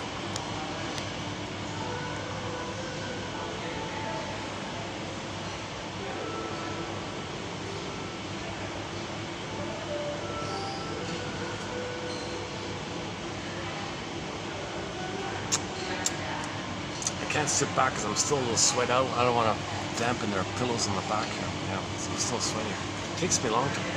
The AC isn't really. They don't have really. The AC is just kept to the minimum here for some reason.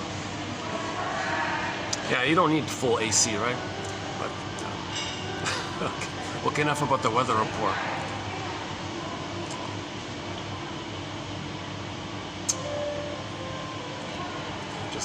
Just lean back a bit. Just trying to make myself a little more comfortable.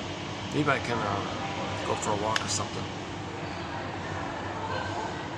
Do you want to hear some more Delirium? Yeah, why not? Why don't we play another Delirium song? Hold on a second.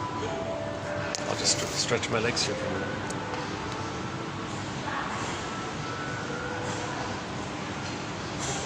Yeah, let's look for another Delirium song here.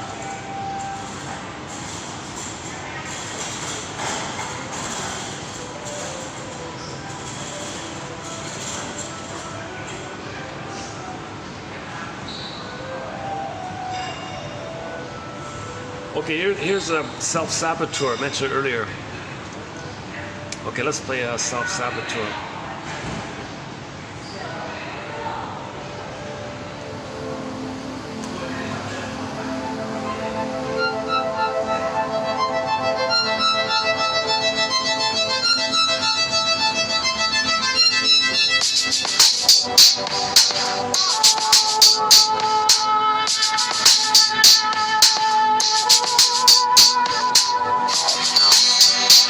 No one wins a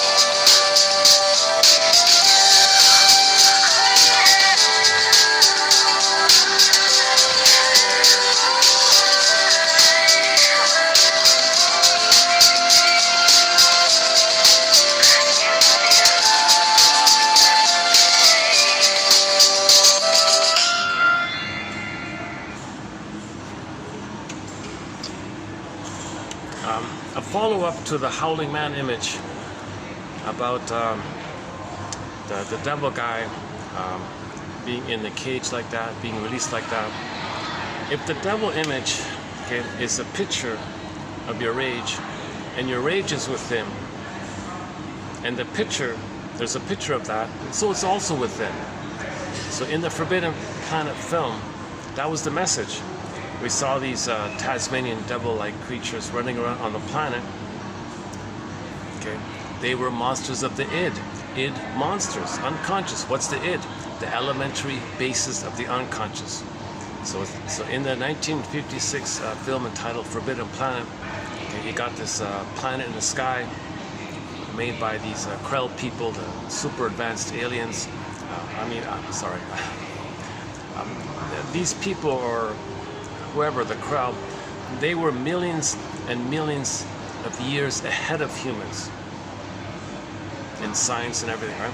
So they invented a, I don't know if it was just a recreational thing, but they made a planet, a machine. It was mechanical, and it functions whereby if you're on it and you had a thought, poof, there it is, it'd make it for you. Just with so that's code for the psychology. The baby creates everything like that. So Mr. Morbius is on the planet trying to figure this out, and it ended up that his unconscious became linked to the planet because the planet was a symbol of the unconscious. So the planet functioned in the film as an extension of Mr. Morbius's unconscious. Now Mr. Morbius got to the point where he understood, he figured out that if he had a conscious thought, poof, there it was. But he didn't know that if he had an unconscious feeling or thought, it'd be there as well. So at one point, he was triggered. His rage of the mother created a Tasmanian devil image on the planet running around, and nobody knew where these Tasmanian devil-like creatures running around. Finally, the conclusion was, well, it was made by the planet. Mr. Morbius's unconscious linked to it, so Mr. Morbius's unconscious linked to the planet made it. So it came from within. Monsters of id monsters. So that's the message, that it's within like that. So these enemies and things she's talking about, it's within like that. Now, if you don't want to believe that, if you don't want to believe you're angry at the mother, you can't handle the truth that you're angry at the mother, at what she did for failing you, treating you like the wicked queen, and you're not angry at her. You don't want to believe that. Okay. Then you do projection. You say it's external, someone else from some other place, and that's how you protect your mother, and because you repress the truth, it's projected.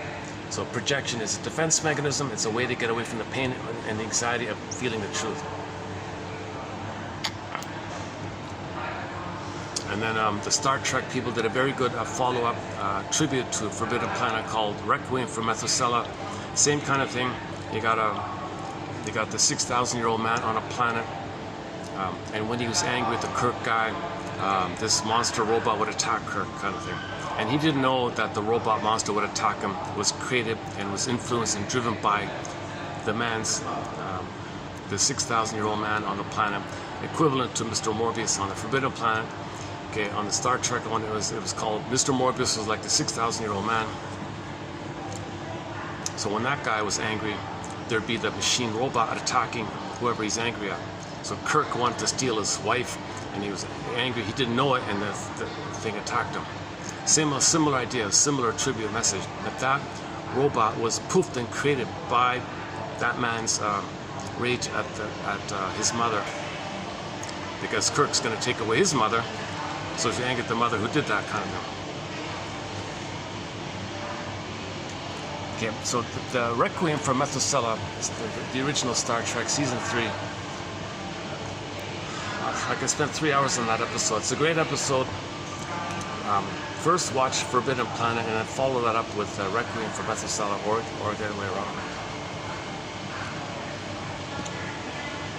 So the 6,000-year-old man was just a symbol for all of us, a symbol for humans being traumatized for the past 6,000 years as homo traumicus. There's a theory about that discussed recently. And what is the trauma? We didn't get the oneness. Okay, that blissful oneness that all babies need was missing. So the 6,000-year-old man, he stood in for famous scientists and famous people all throughout history, real and unreal. Morbius was a symbol for timelessness, so that's why At one point he was more, one time he was Methuselah. The name of the episode, Requiem for Methuselah, because the 6,000-year-old man at one point was Methuselah, meaning just a touch point that that Methuselah was a fictional character symbolizing timelessness. It's a timeless, ongoing thing. The amygdala does not know time. Okay, so Methuselah might as well be the amygdala. Does not know time, or the unconscious does not know time, something like that. He played Einstein, he played Mozart, he played Michelangelo, he played all these famous people. So here we find a 6,000-year-old man. Okay, he poofs and poofs all throughout history. It's the same guy like that. And here we find him trying to build a robot woman, a perfect woman, who would read his mind, meet his needs even before he knows what his needs are. He wanted to recreate the blissful fusion symbiosis that's missing. It's the basic fault. For the past 6,000 years, babies are being ripped away from their mothers, and there's this basic hole like that. In our memory system, there's a hole. There's meant to be a memory of the breast soothing us, called the soothing interject, the holding interject, the internalized good object, the internalized good mother object in there. The breast mother memory should be in there, but there's a hole there. So we've been like looking for symbols of it to fill in for it, as if they could fill up and have it so by a magical time she would appear. We go back in the past, get mother's love, and there'd be filled in a memory of mother's loving us. That's missing, so you only do the hedonic treadmill of looking for symbols of mother. That's a trauma. Now in this trauma we repeat, so search for symbol. Trauma's still there. Repeat. Trauma's still there. Now we're on the hedonic treadmill, also known as devouring, greedy. Now we need consume, produce. We're repetition compulsion. We're constantly trying to get mother. But so we gotta produce more stuff, to gobble more stuff, produce more stuff, to gobble more stuff, to try to get mother, because we didn't get the mother. Okay, so that's the issue. We're doing this disturbed thing from 6,000 years ago or 10,000 years ago, where due to the mismanagement of discoveries, we traumatized our babies to create this psychology to pillage and plunder. So all we have to do is stop removing number one. It's called lotus birth. Leave the cord, leave the placenta, hand the baby to the bosom, let the baby latch on, leave the hormones, leave the pheromones, leave the smells, no clothing, skin to skin, leave the muck, leave the smells, okay? Leave the sweat, whatever it is. Keep the room warm, no towels, no washing at first. Hand the baby, leave the cord, leave the placenta, hand the baby directly to the bosom. The baby's going to look around for the nipple, he'll latch on, all is good. Mother holds the baby smoothly and maintain it for the first 4 to 5 months. Baby sleeps most of the time. Mother stays in bed for 4 to 5 months. And then finally, beginning 4 to 5 months, he can crawl around. But then he's got to be visible to the mother, at least until 18 months. So mothers should stay home minimum 18 months. How many mothers are home for 18 months? Or if they are, how many stayed in bed with the baby and nursed the baby and let the baby sleep on her skin to skin? How many babies had skin to skin continuously in the blissful paradise for the first 4 to 5 months? How many? So too many babies are being ripped away. That's a betrayal trauma, connection trauma, relationship trauma, mother, baby, infant trauma, two-body trauma, pre-adult trauma, two psychology trauma, basic fall trauma, whatever you want to call this weaning trauma. It's a kind of weaning trauma. It's a kind of skin-to-skin weaning trauma, connection weaning trauma, nursing weaning trauma. We're not getting the blissful. We're being ejected from the Garden of Eden too early, too prematurely. We're being expelled way too early. The baby's mind can't handle it. He flash frozen. Now he's got this status of kind of like, well, can something symbol of mother fill in? Can something symbol of mother fill in? Well, I better produce stuff. I better consume stuff. So I gotta make stuff to consume stuff to fill in. Where's mother? Where's mother? And for the past 6,000 years, we've been entering into pillage mode. Now we're plundering and pillaging, looking for mother, looking for kind of thing. Some people call that. Oh, that's why we need that for progress. Yeah, but if you keep doing it, enter devouring society. What's left? The matrix. One guy owns the planet and feeds off people, and he just recreated he managed to go back to the state where it's just him and everybody serves him. So a gruesome, terrorizing concept, but I think they wanted to make the psychological point that this is the trauma like that. It's called the matrix meets mother, womb, mother, matrix trauma, mother trauma. So trying to recreate it kind of thing. So one guy's at the top in that film. There were a few survivors and all that, but that's one theory about the devouring society, the insatiable greed society, hedonic treadmill society, ravenous up to tricks by Joy Harjo. That one. Oh, I could play it. It's still there. Maybe when they leave, I'll play it. Oh yeah, I played it here last. Look up Joy Harjo. Actually, the one good thing about here is I'm online now. I can play some stuff.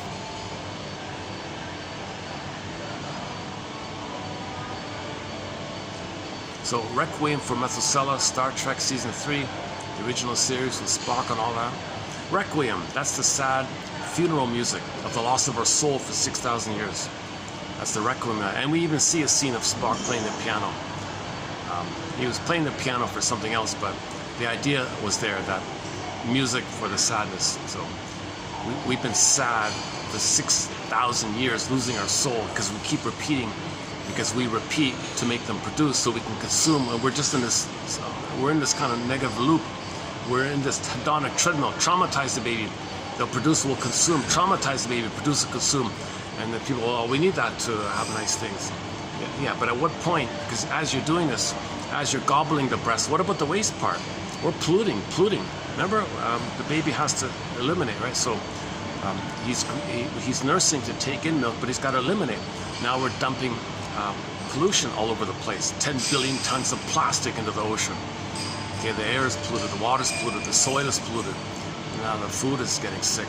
We're polluting the land. We're polluting everything all the time, because that corresponds to the baby needs to take in. He's got to waste. Take in. He's got to waste. Okay, center vein sends down the food. Baby sends up the waste elimination up the other veins to the placenta. Okay, reality check. The planet is not a placenta, but we're acting like the planet is our phantom placenta, our missing phantom feeling. Where's the placenta? Or a missing breast that can metabolize it. So originally, it's clear with the placenta. It processes everything. It does what it does, and then the center vein sends down the food. But in the first 4 to 5 months, the mother recreates that dynamic where the baby receives all the love, soothing, okay, witnessing, and recognition, and empathy, and comfort like that, and witnessing, and understanding, and empathy, and her reverie, and her attunement, and her entrainment, her blissful relationship and rapport. He's receiving all the good stuff, right? Now, when the baby's, anytime the baby's fearful, angry, distressed, waste, wanted, I hate, I don't want this, mother, take it away. Mother recognizes him, does psychologically what the placenta does. The mother does mentally, psychologically what the placenta does. So she understands it, it's clarified, she handles it, sends the love. If the mother can send love after the baby senses anger, it's going on like this. Now, if that's all failed, okay, this repetition compulsion, the planet is the outer is a reflection of this memory. So our behavior sociologically is a reflection of our psychological memory, template, imprint, stencil, schema, script, working model. We create a working model. Okay, the interpersonal leads to this model, and this model, we go by this model in our living like that. So in our living, we're gobbling up, looking for the breast, dumping the pollution. Okay, produce and consume to gobble up. 20% live like millionaires, fine. 80% are in poverty. So the 20% are probably going to reduce the 20%, I guess, and there'll be more poverty because there's more waste, because the more you consume, the more produce, the more waste is going to be. So there'll probably be, and that's what the matrix, there was fine, there was one guy at the top, and the rest were serving him in that nightmare scenario. I only know the first episode. I think that was only the first one was okay, right? Yeah, the series fell apart after that first one.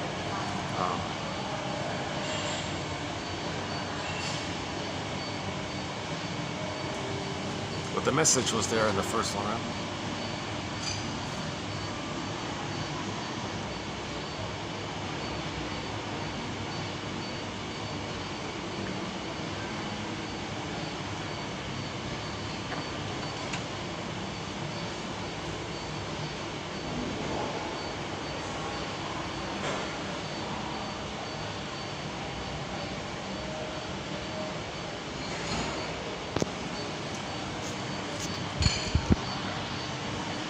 where are we here? Okay, so we're currently talking about Requiem for Methuselah, the Star Trek episode. Okay, so what you see is the 6,000-year-old man is on the planet, like Morbius and Forbidden Planet. The 6,000-year-old man was trying to build this robot, this perfect woman, who would be merged with him, would understand him, see him, give him whatever he wants. He wants to be transformed and developed. She'll back up, support him. He wants to play, he needs it. Creativity, transitional, transformative breast. He's trying to create the missing mother kind of thing. And we've been doing this for 6,000 years. Now, this robot's not human, but he's trying. He's timelessly trying. No robot's ever going to be a real human. And to be his real mother in the nursery time doesn't make no time machines. So it'd be like he'd need to invent a time machine and a real woman. Oh my God! It's beyond all physics. Even the Krell people couldn't do it. It's impossible. I don't know how. I can't imagine how someone can change the past like that. How can someone invent the time machine? Go back. It's not only you got to invent the time machine, go back to the nursery. You got to send your mother back in a time machine, and then she's got to put her mother in a time machine, and that mother's got to put her mother in a time machine, and they got to go back 6,000 years, and then stop that moment when babies were pulled away when babies were ripped away from the mothers. So you got to stop that, and then correct.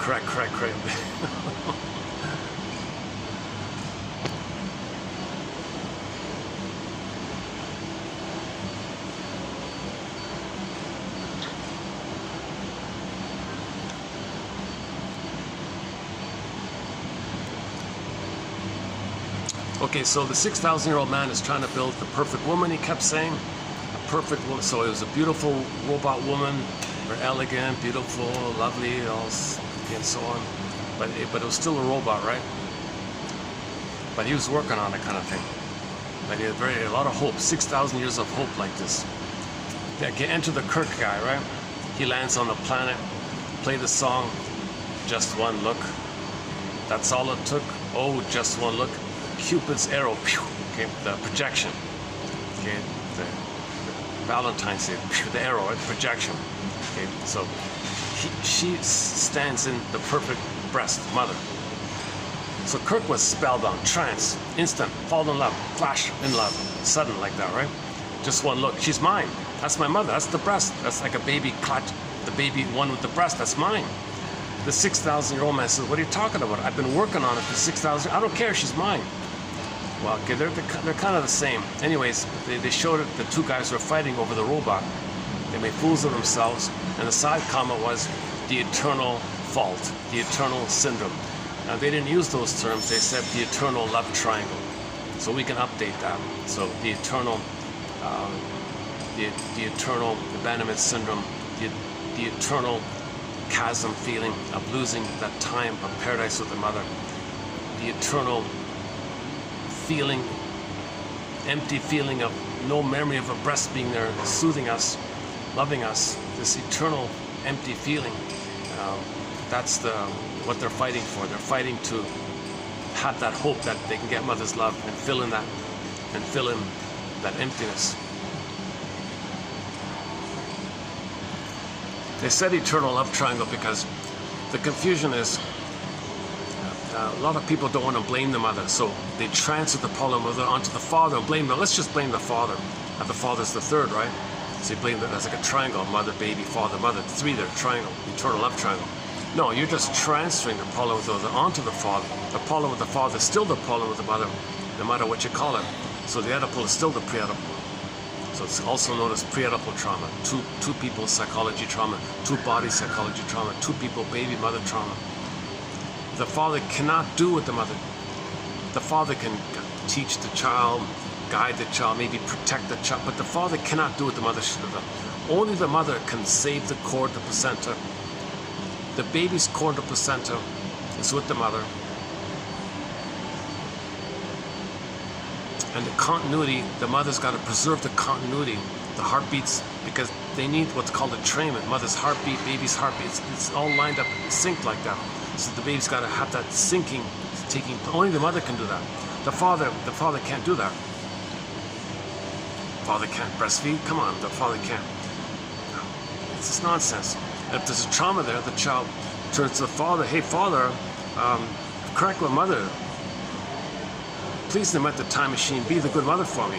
Sorry kid, I can't do it. He hates the father like that. Now you're fighting with the father. Eternal triangle, what are you talking about? What I think they meant was, there's some study with the monkeys where, how did it go again? The mother rejected the baby monkey was pulled away from the mother. And then, how did it go again? And the mother has a boyfriend or something. The baby freaked out because he thought the father was going to take away the mother away, so he hated the father like that. Wish the father wouldn't be around. Okay, see, I think that's sort of what they mean by the Oedipus issue like that. But it's not like that with humans. It's not like that with humans.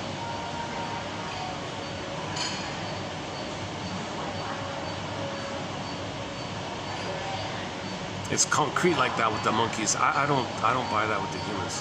Doesn't make sense.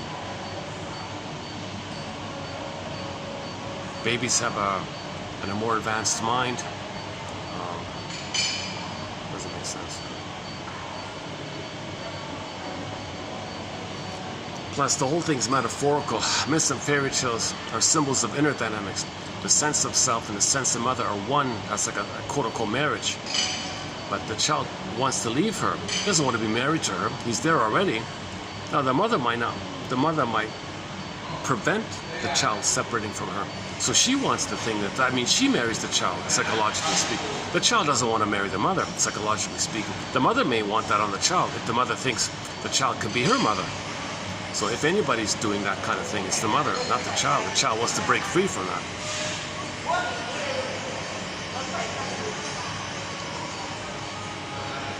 Now, if the child's cursed like that, he grows up, he may, you got all these Jocasta, Laius, Electra, Oedipus, those four dysfunctional people. It's the same thing. It just means no one got, it's the basic fault. No one got enough love to leave the mother, so they're still looking for it. That's all it means.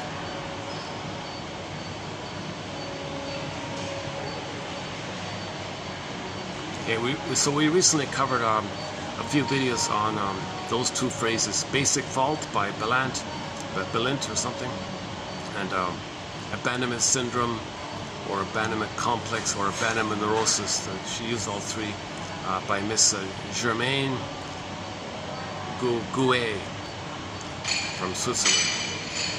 She wrote in France. Luckily, some guy, not a doctor, but some guy doing personal research found her book in French, and he personally translated it into English. So luckily, because of this guy doing his own personal healing as part of his journey to know himself, he related to this issue of the basic fault called abandonment syndrome, and translated the book into English. And he's not a professional translator. French is the second language. He's not a shrinker or a doctor, just an ordinary kind of person. It'd be kind of like myself or something, right? Let's say I knew, let's say I had some knowledge of Swahili. I just making it up. And let's say there's a book written in Swahili that's very good. And maybe I spent 3 years carefully, page by page, trying to translate it, and so now it's saved, right? So he did something like that. Forgot his name. The translation has issues, of course, but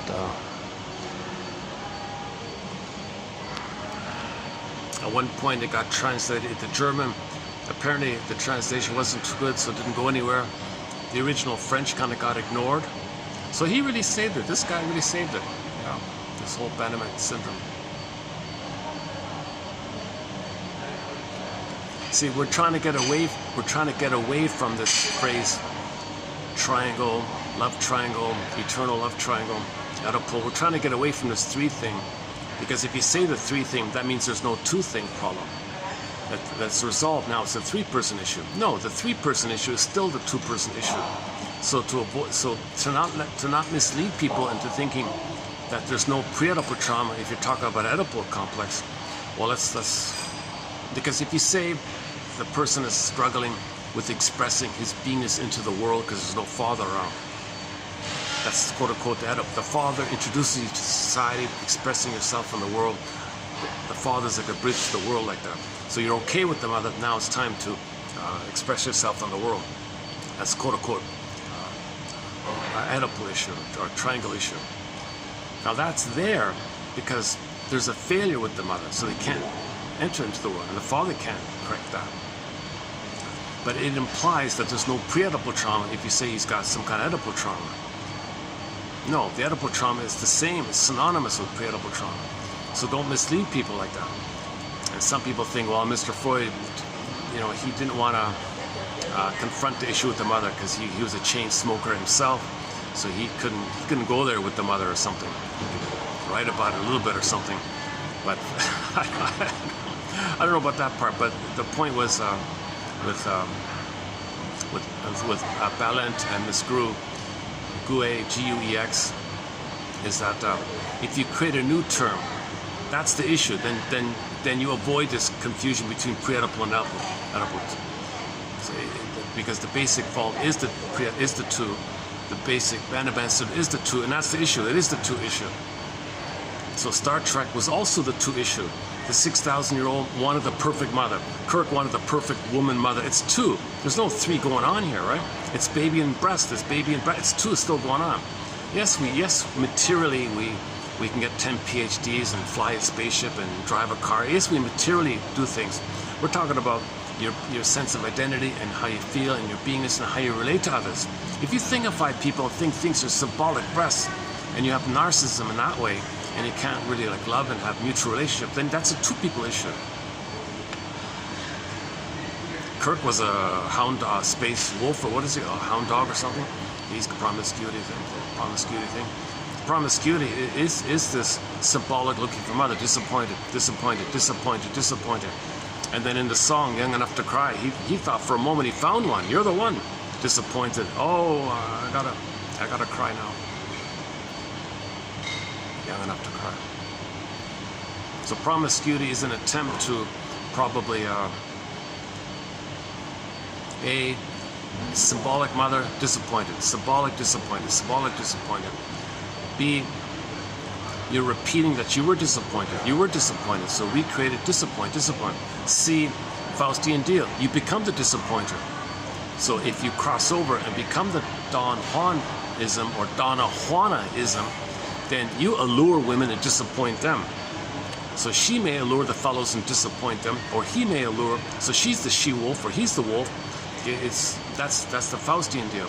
Because originally they were allured and rejected. So in the wolf, she-wolf, they cross over, allure others and reject.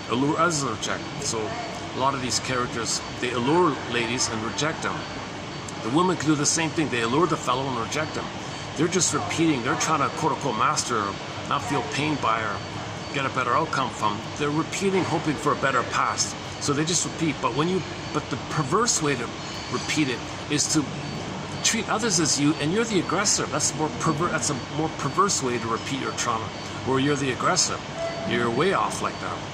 You're a little better off just to be disappointed. At least you hold on to yourself. The Don Juan, they totally reject themselves by rejecting others who play them.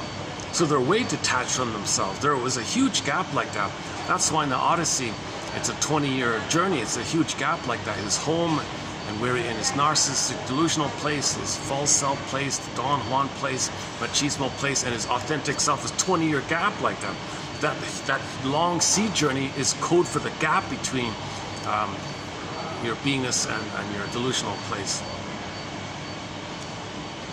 So yeah, in the Young Enough to Cry song, we opened up with, he sounds like a playboy, well, a protagonist in this. I don't know if in real life the singer's like that, but let's just stick with the song. The protagonist in the song, or the voice of the singer, the voice of the character in the song, which the singer is speaking for, or singing for. The character in the song, obviously, is a playboy, and But maybe if one time he meets a woman that really is the symbol of all women. Some playboys, they pause when they meet a model because the model is kind of considered to be representative of like a woman's woman, like the woman that all women admire. Like that's the one. Like, so if she's like a symbol of all women, that's like for the baby, the mother for the baby is all woman.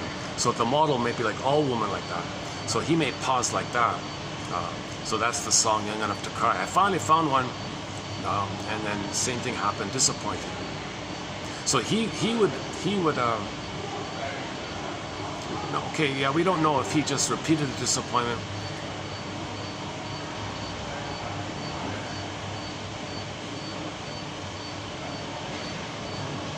Now I got a hunch he was the playboy, but one time he stopped when he found the when he found a supermodel or something, and then he's so upset like that. Didn't that woman, that playgirl woman in Samantha, in that what's it called again? The City, the classic comedy Sex and the City or something like that. What's her name? Samantha or something. She was a total Don Juan, right? Total playgirl, constant, non-stop Don Juana. She was a total Donna Juana. But I remember one episode. It turned, right? She trusted one fellow once, and then she was wildly enraged when it didn't take place. So that's the Young Enough to Cry one. But she didn't cry, right? She didn't cry. At least in this song, he's saying, I gotta cry here. I gotta. Okay, that's called repetition compulsion, right? Plus, the survival brain only cares about reproduction and survival. So there's you're coming from that place of you're not surviving. So if you're promiscuous, you think you're going to reproduce kids or something. So you're coming from that kind of idea of survival by reproducing. In the mall, they play this song "I've Never Been to Me" by Charlene. Similar idea. She was a playgirl, a professional, lifelong playgirl. She became a bitter, stingy, miserable old lady and said to a young lady, look, you remind me of me, don't do it. Listen to my story. I've done it all, I've been there, I've been to paradisical places, but I've never been to me. I've been to paradise, but I've never been to me. The name of the song, I've never been to me. I've been to these nice, luxurious places, whatever, and I've never been to me. So young lady, don't do it. You'll turn out like me. So she was trying to do something generative at the end, cautionary tale or something. Because the playgirl syndrome or the playboy syndrome is repetition compulsion. No intimacy, no feeling, no honesty, no warmth. It's just this angry compulsion to reject. Mother rejected them. They were allured, rejected. Now they allure, reject. So she spent her whole life alluring men and rejecting them. It's just this compulsion to repeat. When there's trauma, we have the compulsion to repeat. So the playboy syndrome or the playgirl syndrome is in that area, it seems. All right, blue skies.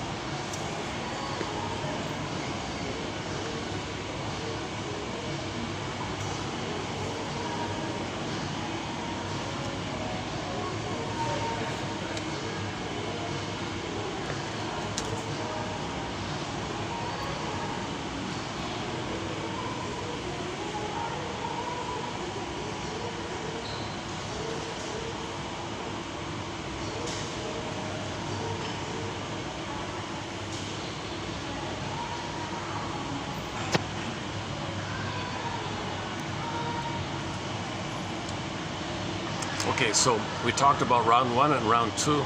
Baby cry for love, L-I-V-E. Round 1, no. Mother said no. Gaslit the baby, double-binded the baby, rejected, used the baby, whatever. Child throws up a soul. Round 2 expresses the anger. It's still in the live mode because he's communicative. I'm still trying to reach the mother. If he's trying to reach the mother like that directly, it's still kind of in the live mode, L-I-V. I want to live, mother. Round 2 got rejected. Okay, now it's going inward. Now it's destructive. That's why the letter's reversed. An amazing coincidence that L-I-V-E, rebounding back in on yourself. It's like reversing letters in. The anger goes in. The LIV, desired, reverses. It happens to spell the reverse of live as EBIL. And then somebody described the rebounding aggression as daimonium, and the diabolos is, maybe it's a link like that. Doesn't matter. In the Howling Man, they gave you a list of synonyms, names used in folklore and literature throughout the ages. Bilabai, what's his name? Bilabai Amodeioios or something. Ariman or something. Okay, and of course the familiar ones: Satan, devil, Lucifer, fallen angel, dark angel, black angel, all this stuff. Okay, that's just something, just some character that's destructive. It's envious, it's bitter, angry, greed, envy, hate, envy. It's just anger. It's just that's a picture as a symbol of the baby's feeling of devouring, hungry wolf, rage, greed, anger. You can't get it. Might be envious. Because if he can't get it, I don't want to see it, so destroy it. He's got to get it. He can't get it, see it, destroy it. You know, so now you got envy and grenvy. And if he gets a lot, he's greedy, he might feel ennui. That could also be destructive.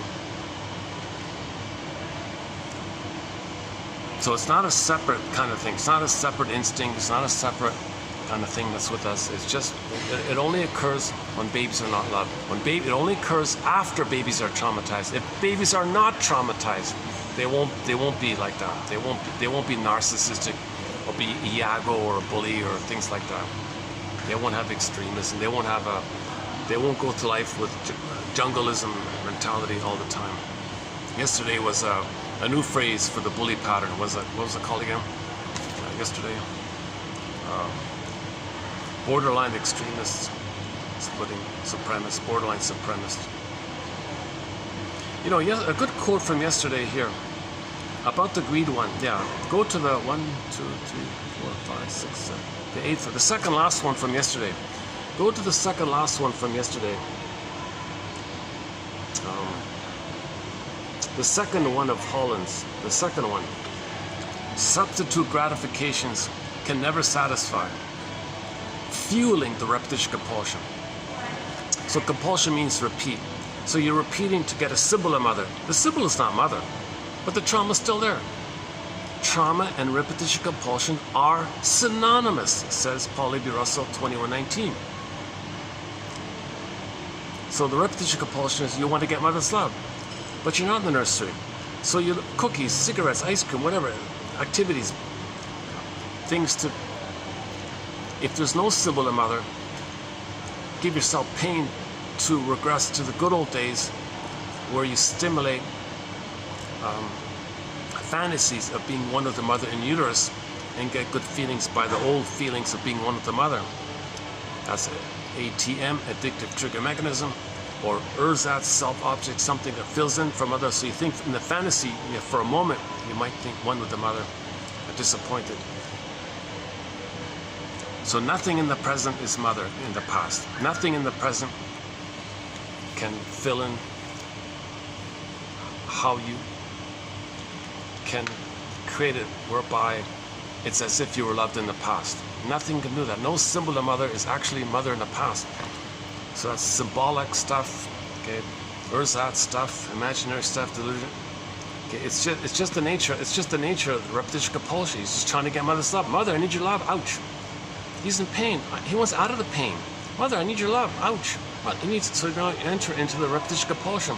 Now, okay, past that critical time, he's just searching for symbols of mother. Disappointed, but he's got to search for mother. Disappointed, search for mother, disappointed. So due to the compulsion to repeat, we keep producing and consuming like this. That's what he meant. For the rest of their life, the child will be compelled to search endlessly for more substitutes, none of which will reproduce the original experience of effortless, immediate, and complete gratification. The compulsion to repeat the infantile past produces an unconscious and futile quest to repeat that past in the future. Your childhood past in the nursery, you got this futile and compulsive effort to repeat it in the future. to recreate the conditions of infantile gratification through ever-increasing level. Okay, so this weaning trauma, this abandonment syndrome or separation anxiety, or also known as separation anxiety, generates a repetition compulsion to recreate the conditions.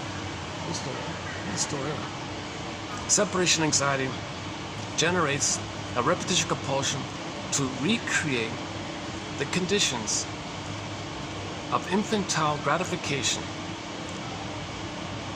You're trying to recreate the conditions of infantile gratifications via ever increasing levels of consumption and production. So how do you get stuff? How do you buy stuff? You gotta make stuff. That's the self-devouring society. Rabbit is up to tricks, insatiable greed. And if we do this blindly, it'll end up like, theoretically,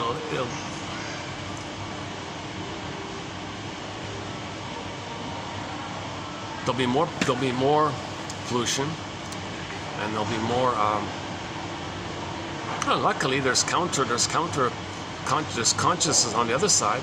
So you got the compulsion to repeat blindly on one side, but you do have consciousness, like the comic psychoanalysis being digitized and now available through Dark Horse Publishing, like the Disney film Inside Out 1 and 2, okay, like 1001, Windmills of the Mind now being available, okay, like the Twilight Zone episodes, Gabe's Story, Wong's Lost and Found Emporium, Howling Man, Shadow Play, Shadow Day, okay, Nick of Time. That's funny, I mentioned Nick of Time in the film as I'm recording. I mentioned the Twilight Zone episode, Nick of Time. This morning I saw, on your thing there, Nick of Time, some news item about Nick of Time. I've been getting a lot of little things about the Twilight Zone because I mentioned the Twilight Zone. Okay, so Wong's Lost and Found Emporium, Gabe's Story, Take My False Light Please. Those are the top three, I think, personally. The top three Twilight Zone episodes that I've seen so far. I haven't seen the whole thing yet. Wong's Lost and Found Emporium, Gabe's Story, Take My False Light Please. About the Don Juan syndrome, or the Don Quixote syndrome. They did one on it called Cat and Mouse. The guy said it to the girl. He found a lonely girl, a bored, lonely, ordinary girl. He said, look, I'm a playboy. I'll allure you and reject you. What'd he say? Well, I'm bored, okay. And she fell for it. She fell for it, and then she got angry. But the point was, there's a line in there where the Don Juan said, "You women never learn." Well, it's him. He never learned. Right? The clingers do learn. The victims do learn, but the playboys usually don't learn, or maybe they do learn. But usually the victims of the play girls will learn. Right? They both need to learn. Yeah, they both need to learn.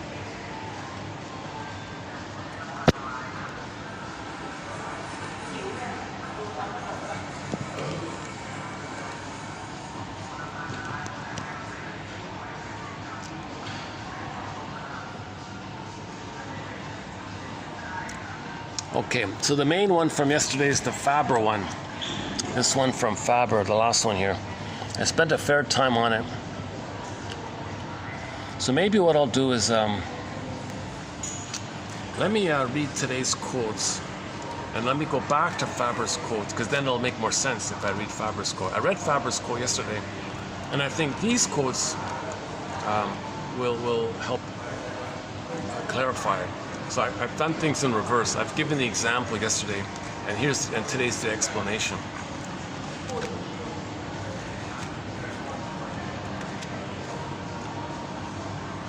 And I'm a little hazy, honestly speaking, I'm a little hazy about this myself, but there's something to it. There's something going on with it. So let's start here. Okay, here we go. TQ 3002. Let's begin here. A transformative, so the jargon is transformative object or transformational object. Obviously, it's the breast for the baby. They're one, the baby's one with the mother. He's growing and developing and transforming and being seen. He's one, he's being fed, he's growing and developing, maturing, he's blossoming, he's transforming, something like that. So the breast is the first original transformational object. Okay, the breast. What did you say, the breast? Oh, no, that's, yeah, fair enough. Transformational object. Object means something that's important to you, you're connected to. Okay, so object can be the breast, it could be, in general terms, the jargon object just means it could be people, place, anything that's important to you, it's an object. It's very simple. Okay, a transformational object. A transformational object. One through which the person remembers, quote, not cognitively, but existentially, it's about your beingness here, existentially, an early object experience. So you remember existentially in terms of you're having your beingness there because you're one with the mother. The mother's there. The object here is the infant's primary love object, the mother. So the mother originally is called the breast mother. So when they mean mother, they mean the breast mother. What stimulates this memory?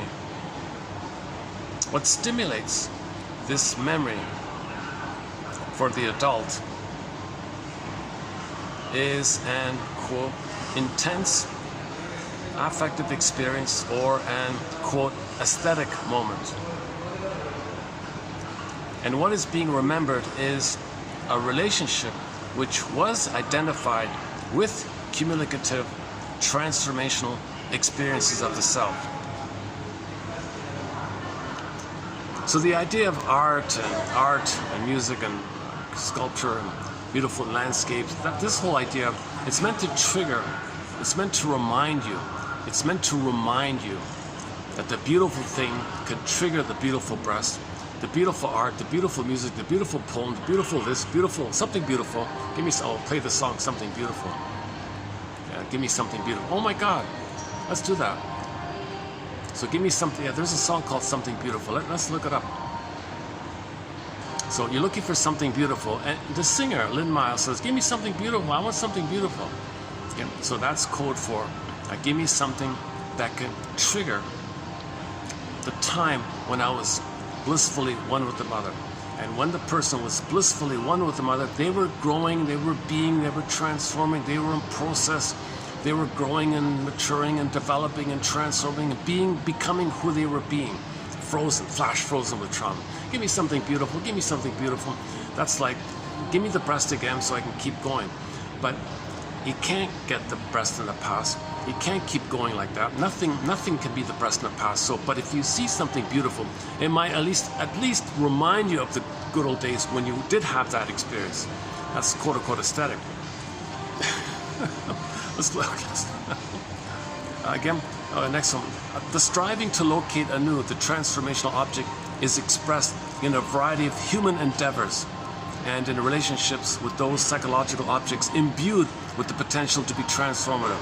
Okay, so you might believe stuff, yesterday you might believe in the cosmos things, or you might go to, I don't want to do the religion thing here at this point. Let's see. In moments of the aesthetic, a new transformational object has been discovered in another person, or an overpowering piece of music can do. Maybe music can do it. Maybe music can evoke something beautiful. Maybe a poem, maybe a well-written, maybe a nicely written novel, or some beautiful scene in nature.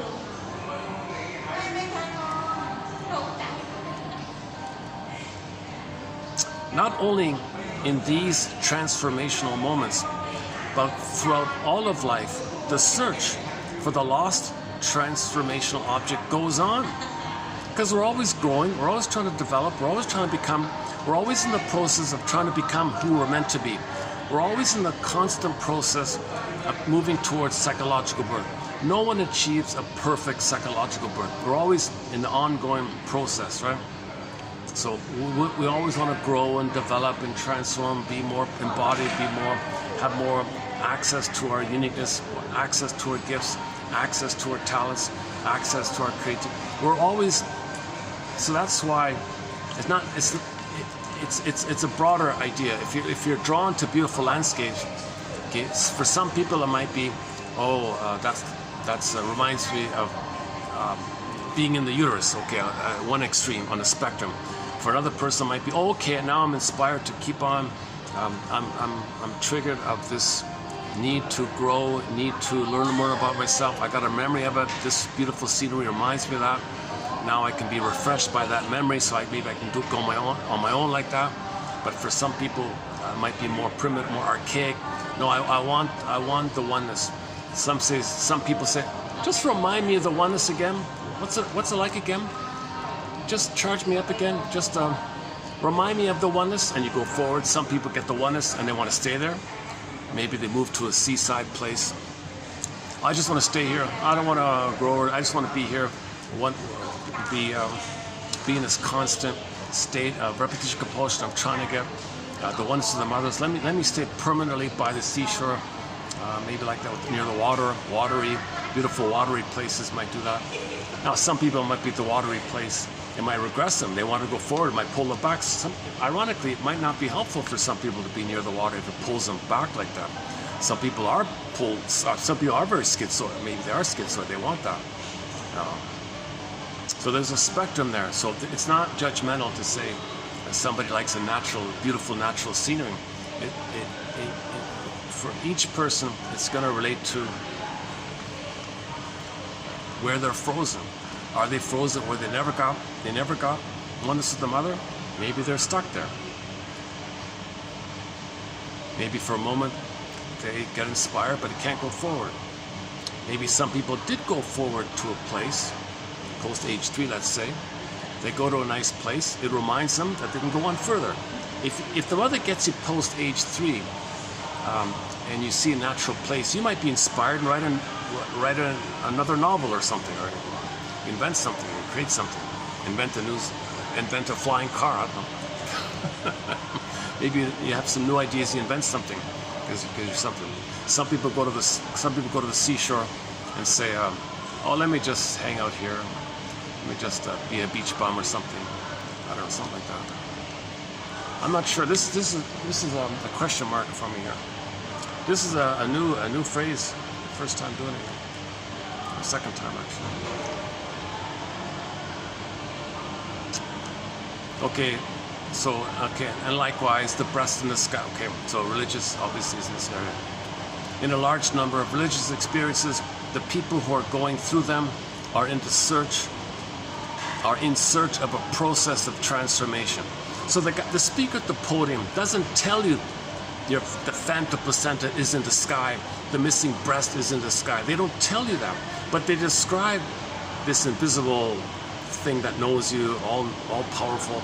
They describe it like that to give you that place that you're yearning to grow and develop and be transformed and be fed and soothed and recognize the scene. You're frozen with the trauma there, so you're looking for it. It's symbolic. You get like a blip maybe, and then you do it again.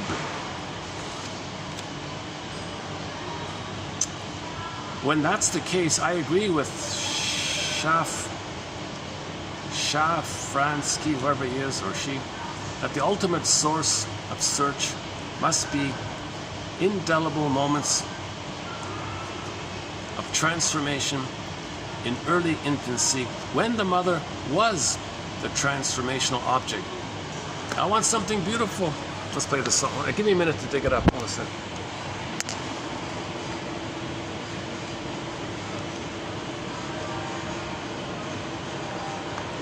I think I have to log in here or something. I have to sign in or something. Hold on a second. Is that automatic? Let's see.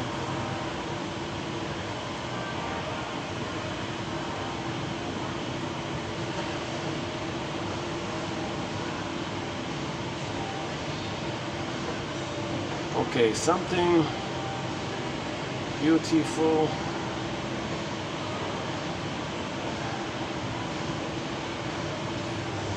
Hold on, no, not that one. Okay, Lynn, L-Y-N, is there an E there? Anyways, there's a Miles. Her last name is Miles, Lynn Miles. Show up here. Okay, here we go. Here we go. Okay, here's a song called something beautiful. Maybe let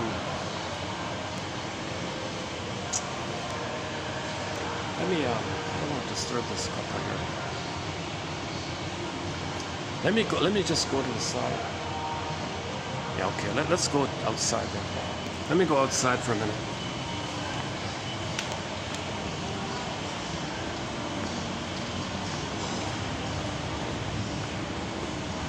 Hi. Can you watch my bag for 5 minutes? Yeah, okay, thanks.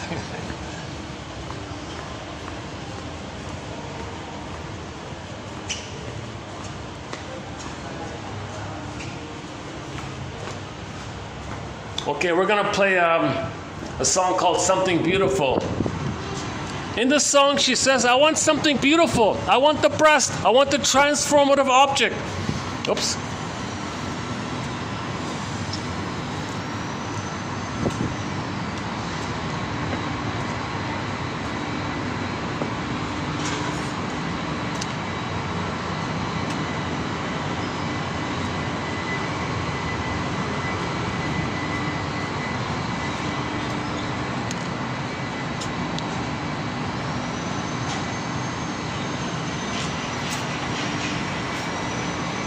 Let me go down here then. Hold on a sec. Is it getting too noisy? What about just here? Something beautiful? What about this one here? All right, here we go. Hopefully it's not copyrighted.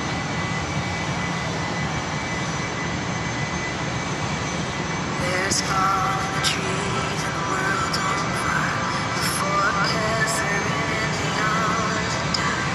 There's gasoline and rainbows in the parking lot. We learned our lessons and then we forgot it. Everything's broken or about to break. They're carrying birds to what they could take. We're blinded by the sun, we're crawling up a hill. We added it up and we can't pay the bill. We want bells to ring, we want doves to fly. We want banners waving in a clear blue sky. So tired of the trouble, tired of the push and the pull. We want something, give us something. We want something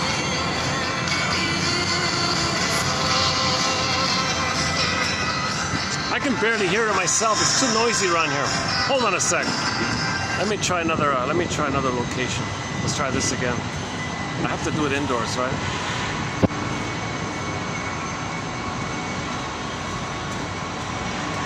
Let's see.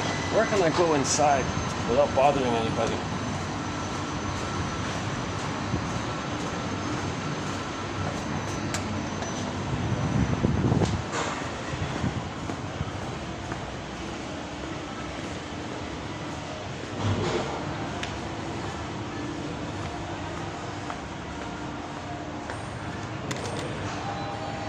Let me try.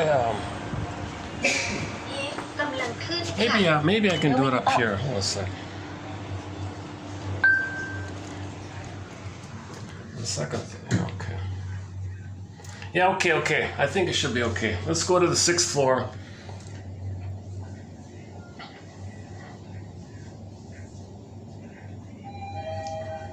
And we'll play. We played her song ชั้น6ค่ะ called floor I Know It Was Love. I Know It Was. Is that the one? กำลังลงค่ะ Yeah, they're closed here. Yeah, okay, good.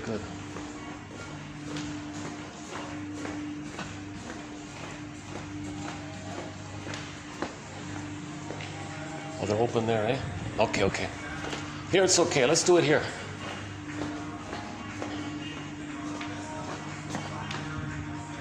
Okay, that's okay. It's just for a couple of minutes. Okay. There's fall in the trees and the world's on fire. The forecasts are in and they all look dire. There's gasoline and rainbows in the parking lot. We learned our lessons and then we forgot it. Everything is broken or about to break. The carrion birds stood up what they could take.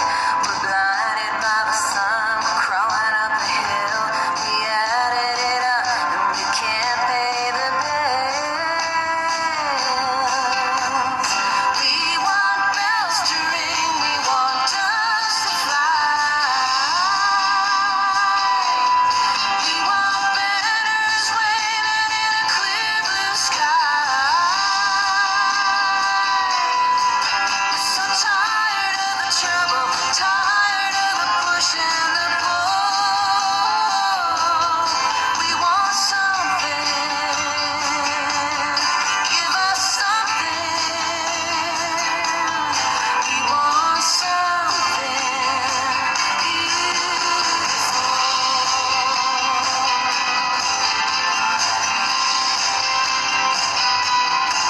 There's no such thing as a clean getaway.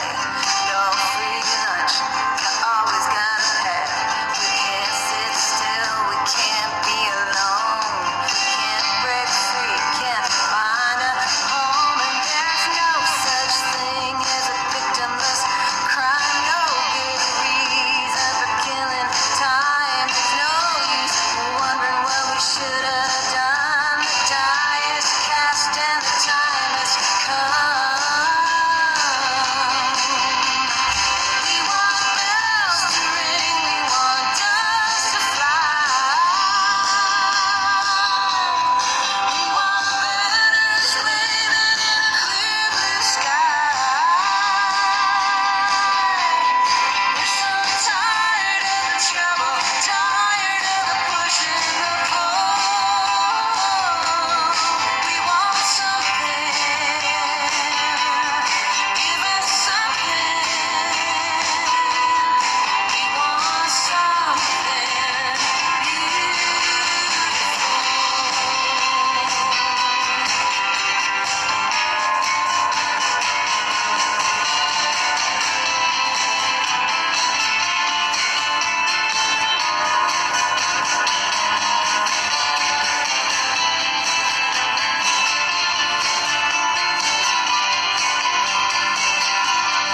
We want bells to ring, we want doves to fly. We want banners waving in a clear blue sky.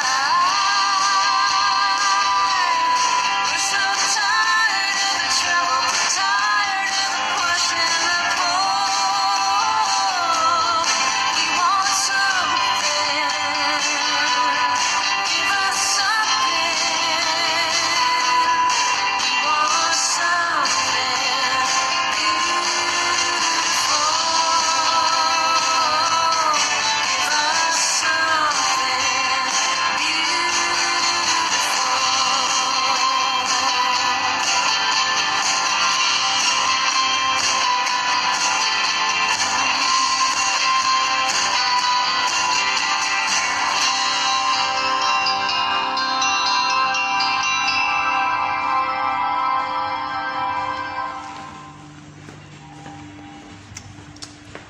All right.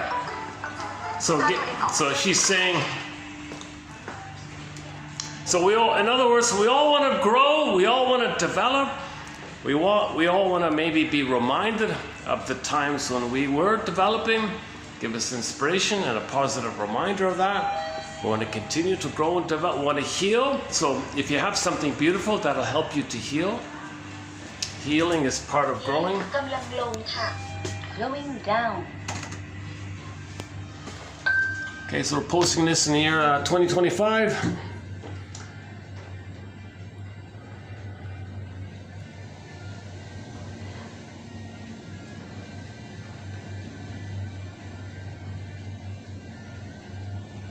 Actually, this hotel has a bit of an aesthetic with the cherry blossoms and, you know. ชั้นหนึ่งค่ะ First floor So something beautiful functions in many ways, obviously.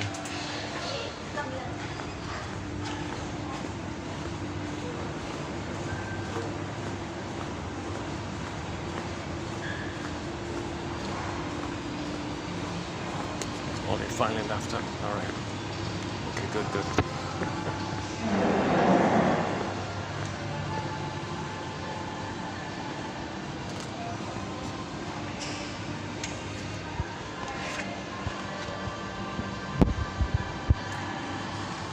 Okay, so we got about an hour of light. Let's see, what time is it?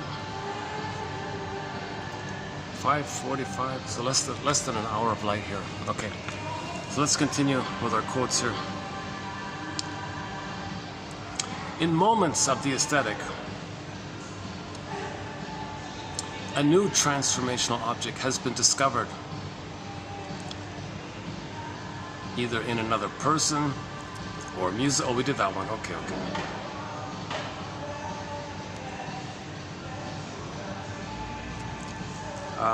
For Bollas, the guy who made this term, Christopher Bollas, the transformational object is never simply put aside. Yeah, so we never give up on it. So everybody is going to look for it somehow. Everybody wants to feel and heal and grow and so on. So the transformational object will do it. Because if the baby is distressed, the mother can soothe him, heal him, correct him. So there's got to be an other. Grief is healed when it's witnessed by a caring other. That's why you need a caring witness. That's why you need someone to talk to. The person you're talking to is the transformational object, because that makes you feel safe. He validates your feelings. That's a corrective experience. It's a healing experience when someone doesn't shame you, when someone validates what you're feeling and they care about and they have empathy for you, like that. So the therapy process is considered a transformational experience. The transformational object may itself be transformed from the maternal matrix. Okay, matrix means mother, right? Womb mother. Into fill in the blank. It could be a place. Maybe you're in love with a place. Maybe you found an attachment to a place. Maybe some event, experience, ideology even. But it is not outgrown. Aesthetic moments do not sponsor memories of a specific event or relationship, but evoke a psychosomatic sense of fusion that is the subject's recollection of the transformational object. So aesthetic moments, so your beautiful landscape, let's say, okay, beautiful landscape, let's say, that may evoke a recollection of your wholeness, psychosomatic sense of fusion, your wholeness, body-mind connection. So if you're in a beautiful place, you might feel safe, the way you were safe with the mother, and you felt whole with the mother. So we all begin complete and whole. We all begin like that, and then it's traumatized. And now we're looking for either to continue it with symbolic pursuits, symbolic mother, or just if we pursue it, maybe it reminds us of it, or we expect too much from it, disappointed, or we're inspired by it, or expect it to help us develop. It doesn't work. So even though you go to a beautiful place, you're not gonna be healed. You may be revived, you may be inspired and revived, right, and got back your old confidence again. So it may trigger up the confidence you had once upon a time. So the aesthetic experience is not creating something new, that's what it means. It just triggers up something old. Yeah, aesthetic moments don't sponsor memories of a specific relationship.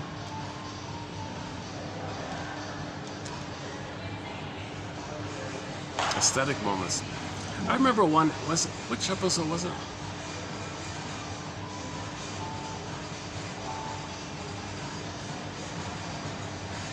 Was it Paladin? Hick Ramsey? Oh, son of a gun. Was it the Twilight? Either it was the Twilight Zone or Have Will Travel.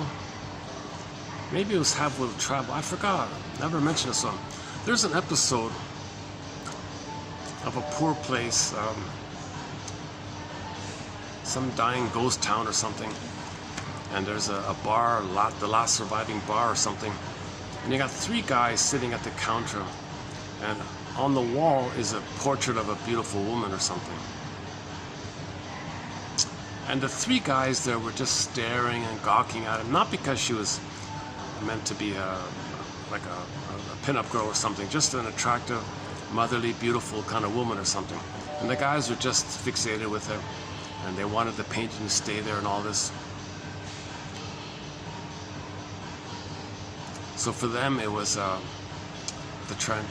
reminder of their sense of wholeness. It's not giving them a sense of wholeness, it's reminding them of when they were whole. Oh yeah, and the conclusion was some old lady walked in and said, "Hey, can I have that painting?" "No, you can't have it." "Why not? It's me." I forgot which one that was. Oh, and they didn't like her. That's funny. Yeah, they were staring at this woman constantly, and when that actual woman appeared in as a senior citizen, they brushed her off. "Go away, old lady," or something. "Okay, then fine. Let me take my painting with me."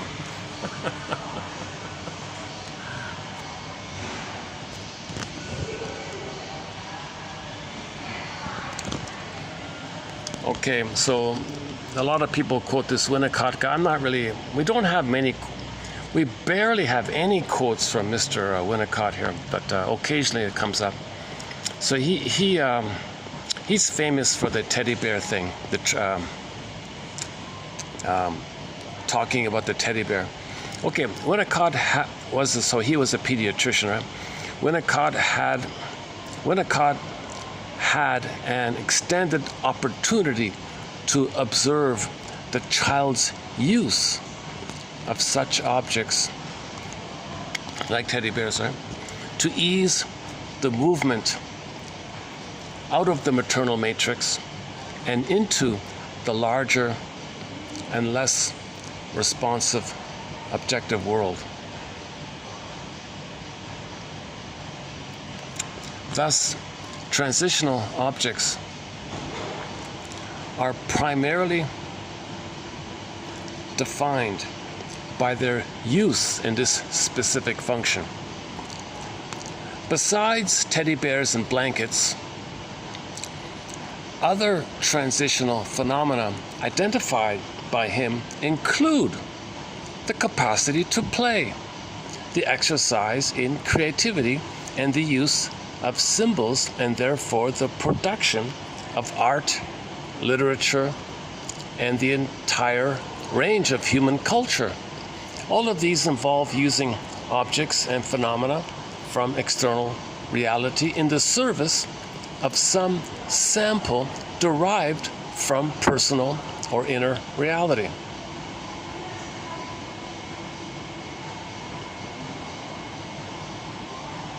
So there's the one with the painting, right? Those guys at the bar, they were glued to the painting. That's a creative production, or just the idea of playing and being creative. It also functions as a teddy bear.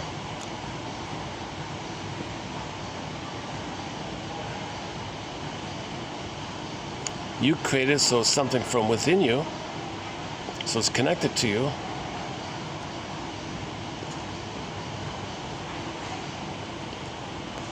Okay, in other words, lots of things can function as a teddy bear, not just teddy bears. Right.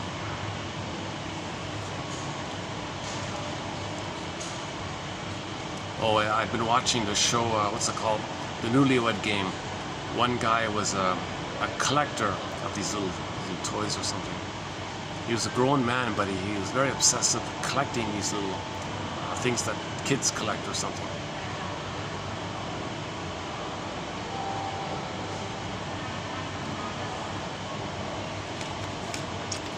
I recommend, that's the only game show. That's the only game show I think I can watch. It's the Newlywed Game. I just discovered it, rediscovered it. The Newlywed Game. We posted one quote from it a couple of days ago. The game show. I can't believe it. So now we have one quote from a game show. I can't believe it. It's well done, interesting. Yes, it's very intimate. Yes, they're very open and blunt about their love lives and all that. They ask in each 20-minute round. There's 8 questions.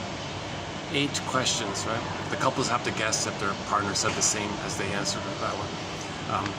But of those 8 questions, chances are one will be of interest. That's the pattern for me. I think 1 is pretty good in there. 1 out of 8. A lot of them are mundane. What season will your husband say is his favorite? Half of them get it wrong. Actually, 3 out of 4 got it wrong. I thought winter was your favorite. No, spring's my favorite. Things like that. Some of them are simple like that, but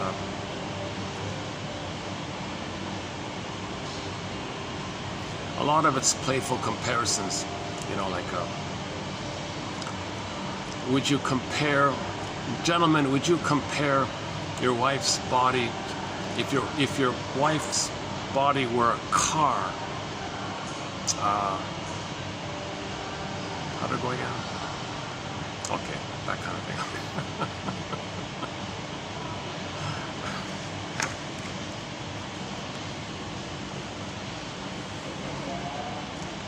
And then she would have to guess how he answered about her. That kind of thing.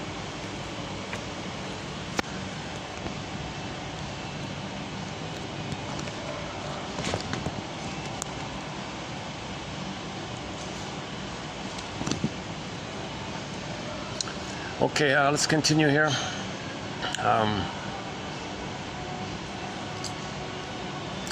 Bollas argues that identification based on the transformational object grows out of symbiotic relations and is accompanied by psychosomatic sensations of fusion. Again, he argues that identification based on based on the transitional object. Okay, so the guys at the bar with the painting of the beautiful woman. So the guys in the painting, let's say. So those guys sort of regarded the painting as an aesthetic transitional object for them. That grew out of their symbiotic relations and their memories of being embodied when they were safe and felt embodied in a time of fusion with their mother. So somehow reminds you of when you were complete. So the painting reminds these guys when they were complete and whole somehow. Maybe they fantasized that she's their mother or something. I don't know. At that stage, the other as object, the mother. Yeah, so the painting now is the mother. Yeah, okay. So the painting is now the mother, modifies the existential self. Really? Hang on. The first transformational object is thus defined within a postnatal, relational, but symbiotic framework with regard to the presence of the mother. The first transformational object is thus defined within a postnatal, relational. Okay, so that's the breastfeeding time. All right, the breastfeeding time, fine. In the experience of later relations with transformational objects during adulthood, the object, whatever it is, okay, the place, the city, the painting, your CD, favorite CD, your favorite food, I don't know, is pursued in order to surrender to it as a medium that alters the person. So, the place, the artwork, the person, an event, or even some ideology supplies symbolic substitutes for the archaic transformational objects. Okay, here we go. Symbolic substitute for the breast. So the painting and so on, these are the ocean view property, the water, the cottage by the sea and being near the sea, that place, that's a symbolic substitute for the breast, for the longing for a symbolic object that will change one's life and give it meaning through fusion is a basis for the aesthetic experience of a referential attitude toward the aesthetic or religious object labeled sacred.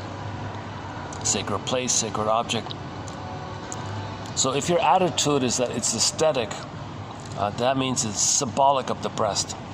So whenever you think something's aesthetic, that's code for it's a symbol of your mother, and you feel complete when you're reminded that once upon a time you felt complete when you were with the mother. So you just, in that reference. So yesterday was the Faber one. Okay. If you go to yesterday's one and read Faber's quote, the last one there, about the New Agers. The New Agers were doing this. Their transformational object was the cosmos and the power of the galaxies and the universe and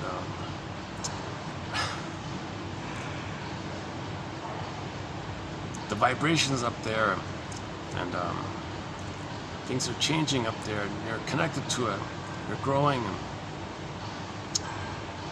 just as a transformational cosmos attracts the unconscious attention of New Agers yearning for a restoration of emotional attunement, so does a transformative cosmos attract the unconscious attention of New Agers seeking to restore the transformational object to their lives.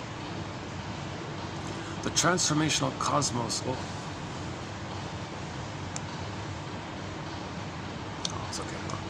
the transformational cosmos of New Age physics unconsciously projects the before separation world. The transformational cosmos of New Age physics. Okay, New Age physics, modern science. Okay, quantum physics, holograms, I don't know, all that stuff. Unconsciously projects the before separation world in two of its most compelling psychological aspects. The transformational ministrations of the caregiver and the primal gratification and security that such administrations induce in the neonate. In this way, the great hologram mama does not merely hold us in its webby vibrations. It does not merely protect us from the abyss of separation and non-attachment. It does not merely offer us the solace of evoked companionship and vibrational mirroring.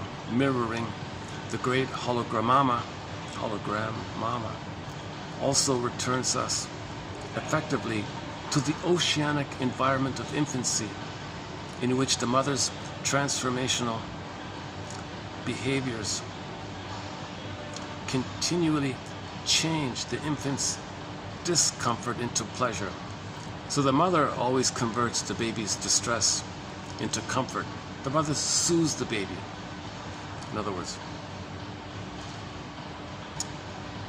simply to read of a transformational cosmos, okay, one of these New Age quasi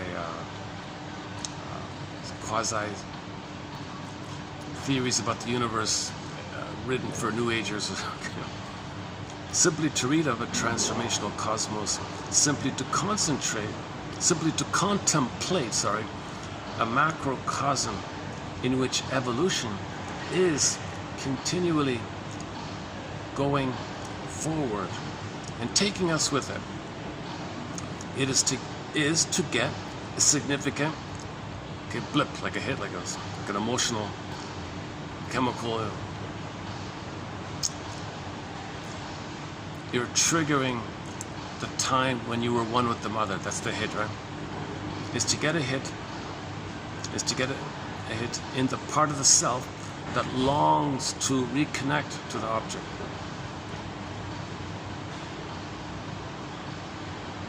So if any kind of speaker or presenter or talker or seller of books or a speaker at the podium or New Age speaker, any kind of presenter of in some way or another, if he's talking about something mysterious and powerful and unknown, he's poetic, he's scientific, he's vague, it's confusing, not clear, you project. Okay? He wants to trigger the time when you did feel blissful. You got a hit? You got it? Oh, put money in the basket. See you next week. Oh, you got a hit? Buy my book. Okay, so on.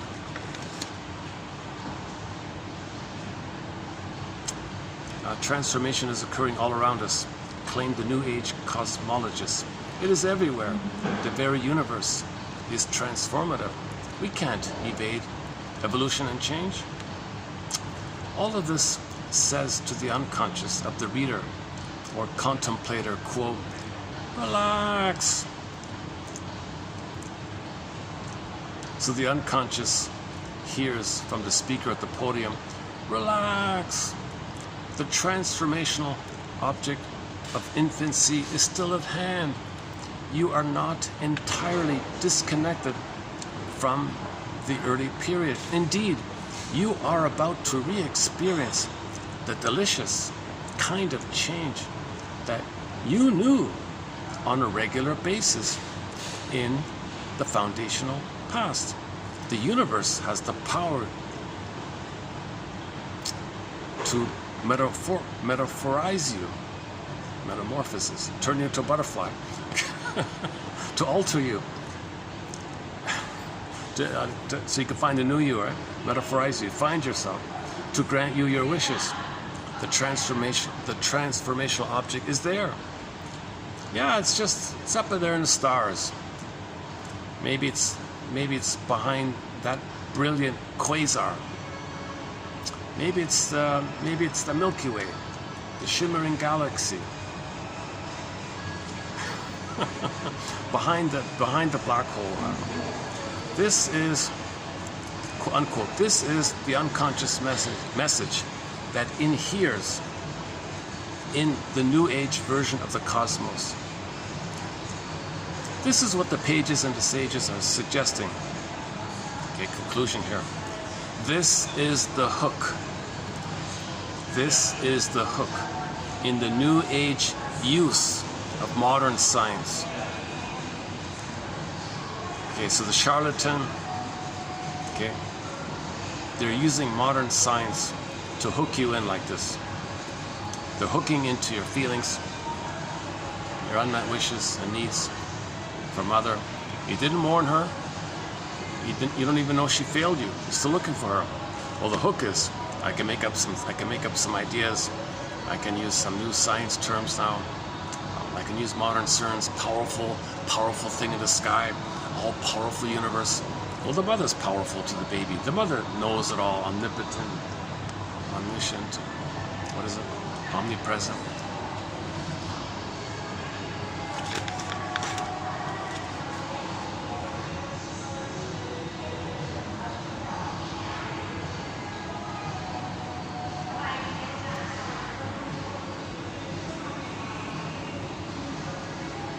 Actually, since that couple left behind me, should I play it again?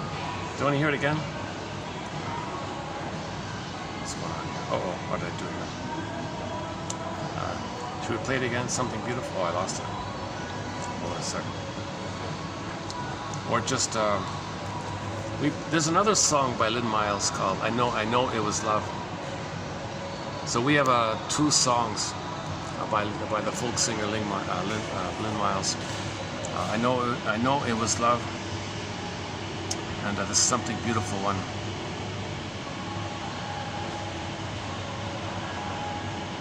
I'll play it again.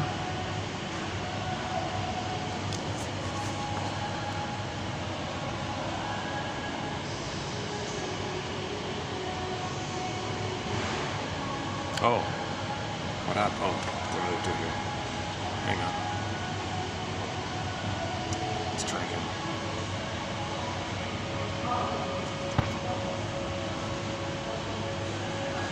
All right, let's give it a second. Let's give it a second play. There's fall in the trees and the world's on fire. The forecasts are in and they all look dire. There's gasoline and rainbows in the parking lot. We learned our lessons and then we forgot it. Everything is broken or about to break. The carrion birds took what they could take. We're blinded by the sun, we're crawling up the hill. We added it up and we can't pay the bills. We want bells to ring, we want doves to fly. We want banners waving in a clear blue sky. We're so tired of the trouble, tired of the push and the pull. We want something. Give us something. Okay, so she's projecting we. She means I want. I feel tired. I feel the stress of city life, the push and the pull. I want something beautiful. Right? I want something beautiful.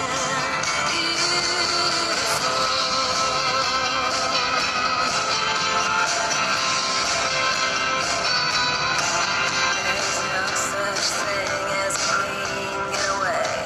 No free lunch, you always gotta pay.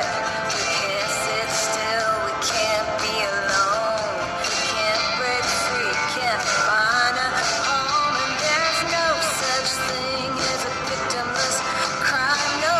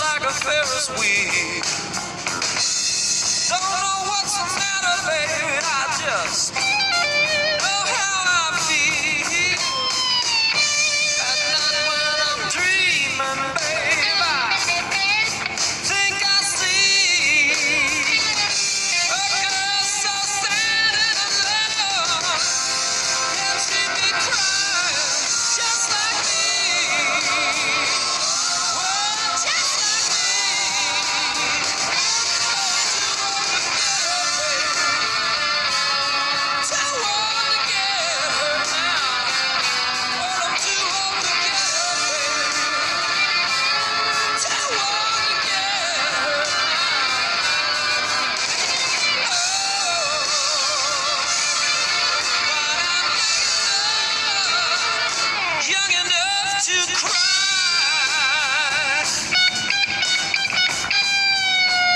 Play it, Ricky.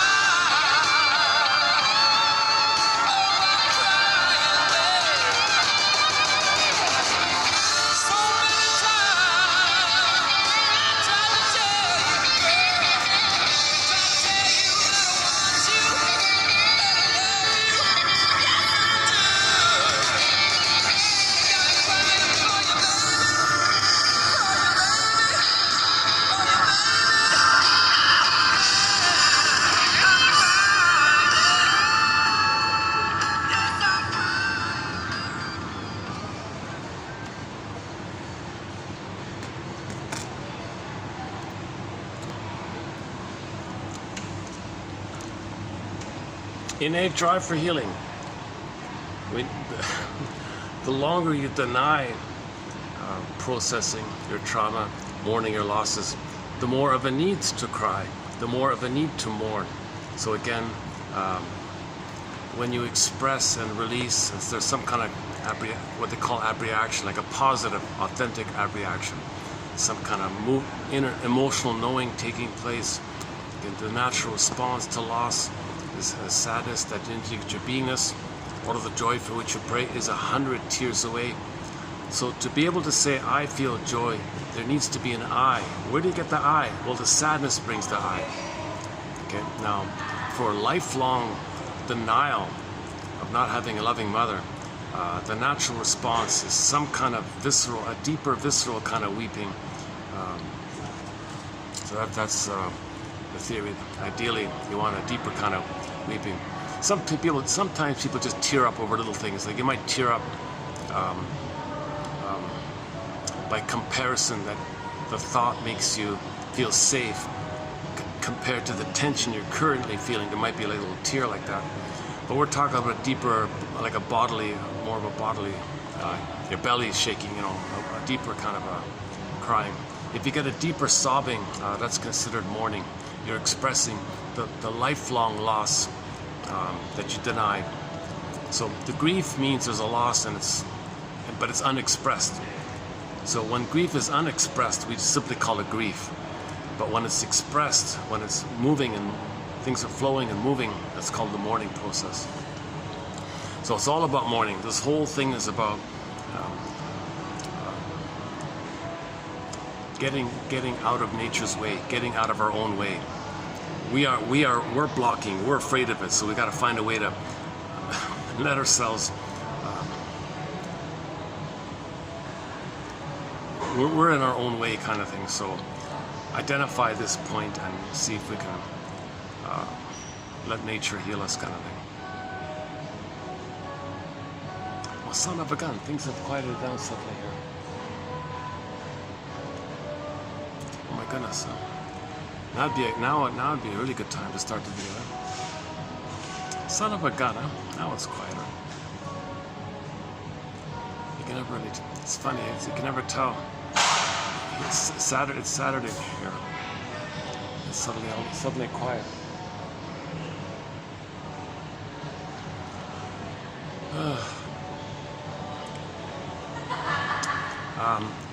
A recent video just posted it's a short video entitled Mission Emotional. Can I refer you to that 2-minute clip to save me from redoing it? I'm a little tired. So mission, it's sort of Robert. Another one is called Robert Bligh's advice. The first version was called Robert Bligh's advice. I updated it yesterday. It's called Mission Emotional, with the theme song to the TV show Mission Impossible, of course. Your mission, should you choose to accept it, is to go over and play that clip called Mission Emotional. Submitted for your approval, submitted for your consideration, offered as an option. O-N-O, acronym O-N-O, options, not obligations. You're not obligated to heal yourself. It's an option. Oh no.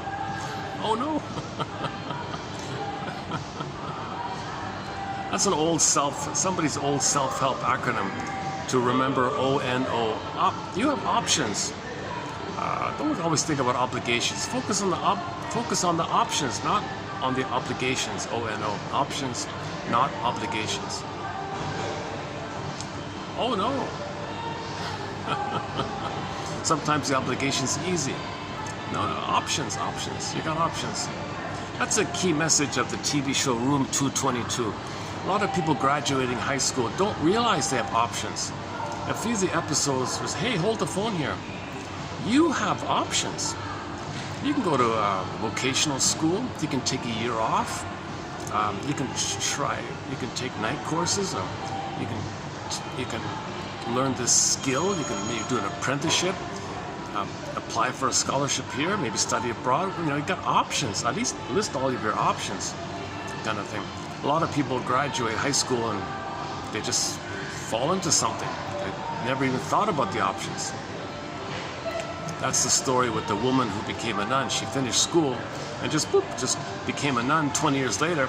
I hated it. And the principal fell in love with her.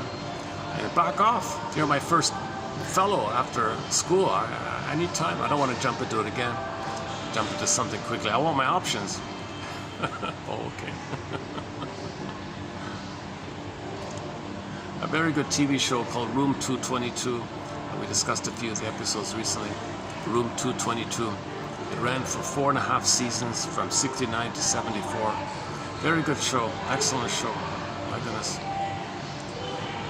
In 20 minutes, it's almost like a little play, like a Twilight Zone play almost. They really had a self-contained play like that. The difference is they're self-contained plays, but there is a continuity of the regular characters and all that. Yeah. Whereas the Twilight Zone, they're completely self-contained mini plays on TV like that. Yeah, I just watched one Twilight Zone episode. I couldn't see the point of it all, really. It was a celebrity thing. It was meant to promote the show, having famous stars in there. So they had the woman who plays Bewitched, what's her name? Elizabeth Montgomery. So they had her, a younger version of her, before Bewitched, I think. So you can see a younger version of that actress in the Twilight Zone, and she's the star of the episode. The other guy's an annoying, a little bit irritating, annoying guy. But he's a big name. She's a big. I guess he's the big name. She was an upcoming name, right? I think they just did it to promote the show by having the stars like that. But it was a little pointless, I don't know.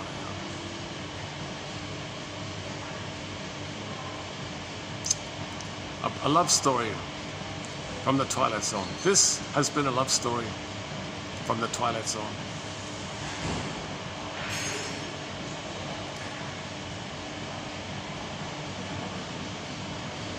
So it's about seeing people behind the role, like people have roles, but can you get to know the person behind the role, kind of thing.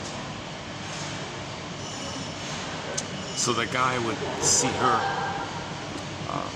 in a certain role, but then you look up, then you'd see pinup pictures of girls. Could she be like her, the pretty girl in the pinup?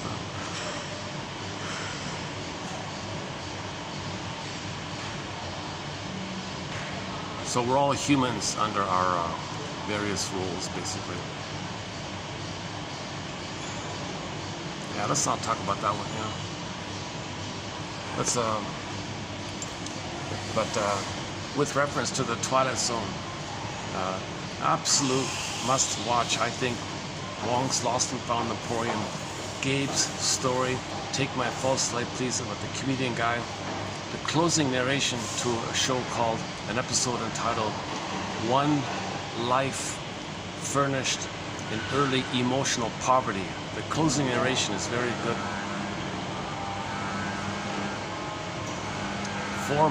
Nervous man in a $4 room is a good little it's a sad, but it's a good preview to the Saturday one. And Nick of Time is also a good little preview to Gabe's story, I think.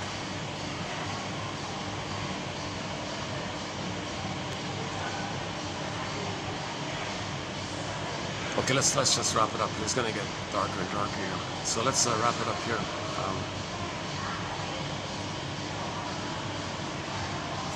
Where are we? So let's see. Once again, let's see. Did I miss anything?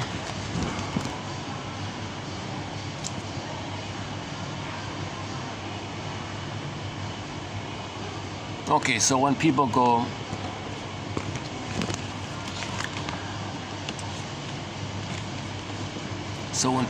to listen to somebody talk about some imagination of something powerful, it's the search for the transformational object.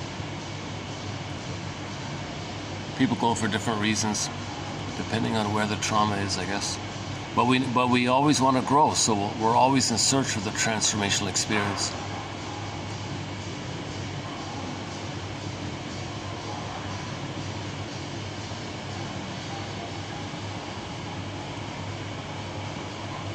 I've heard people say that. I've heard people say that they can visit the seaside and or the beach or something, but they wouldn't want to live there. That's interesting.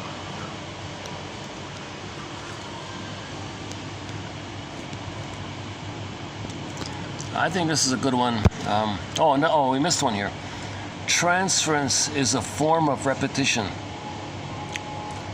but what are repeated are not basic biological satisfactions or ambivalent feelings, but rather patterns of organizing experience. Okay, so we repeat the schema, the template, the script, the schemata, the working model, the blueprint. So we repeat the core, the CCRT, the core conflictual relationship theme, role reciprocal procedures, psychic template, self and object relationships, our attachment style. So we repeat some kind of pattern of organizing experience. Quote, the persistence of transference is the result of the continuing influence of established organizing principles. Thus, the transference does not give the therapist insight into the client's childhood, that is, into the organizing.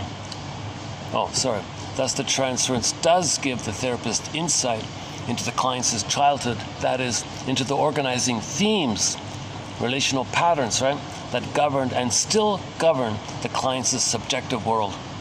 Yeah. Our main quote for this is that woman who was about to have a baby. I was like, it's still too dark here.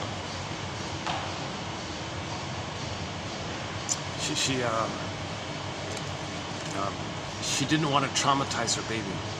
So she went to the shrinker man. Shrinker man, wise me up if you can. He said to her, oh yes, you're letting me know what kind of childhood you had. What do you mean? You're putting me in the role of you and you're acting like her, and I feel like kind of a push and a tug and a pull to maybe felt with you, felt with her. You're recreating the dynamic in the past with your mother into the present with me. You're playing her, I'm playing you, and you're recreating it here. Oh my God. So so when we do transference, you're transferring a relational dynamic, an organizational, relational pattern from the past to the present. Baby cried for that, mother said no. So she made the Faustian deal. She made the shrink play her. She'd play the mother. So she would criticize and reject him the way she was rejected. And then flip-flop, hate him because she hates the mother. So when he brings this to when he helps you to see your present as a new edition of like a reenactment of the past, and you can do the mourning or get some feeling about it, then when you get your feelings and you get your beingness, then she can love the baby. If she doesn't remember this, repetition compulsion, she'll shame the baby the way she was shamed, sometimes referred to as an anniversary reaction. So when the mother was a baby herself and she was hurt by the mother, let's say at 1 day old, I don't know, the mother hurt her or something. Okay. So when this baby was hurt at the age of 1 day old, let's say, and she grows up and becomes a mother and has a baby a day later, hey, anniversary. She remembers she was hurt. No, she doesn't remember, but unconsciously it's coming up that when she was a day old, she was hurt by her mother. Now she, 20 plus years later, she's the mother having a baby. That situation triggers, it resembles, it looks like.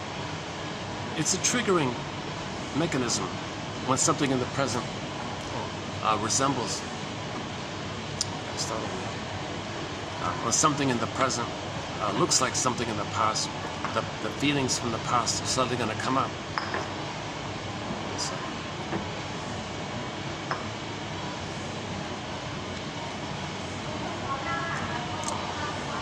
I was a little triggered just okay, he's just doing his chores. Okay, so the woman has a baby. A day later, inside of her is some painful memories are coming up, triggered by her having a 1 day old baby. Hey, my baby's 1 day old. That reminds me unconsciously that when I was 1 day old, I was hurt by my mother. These feelings are coming up. I don't want to feel these feelings. So the way to not feel those feelings is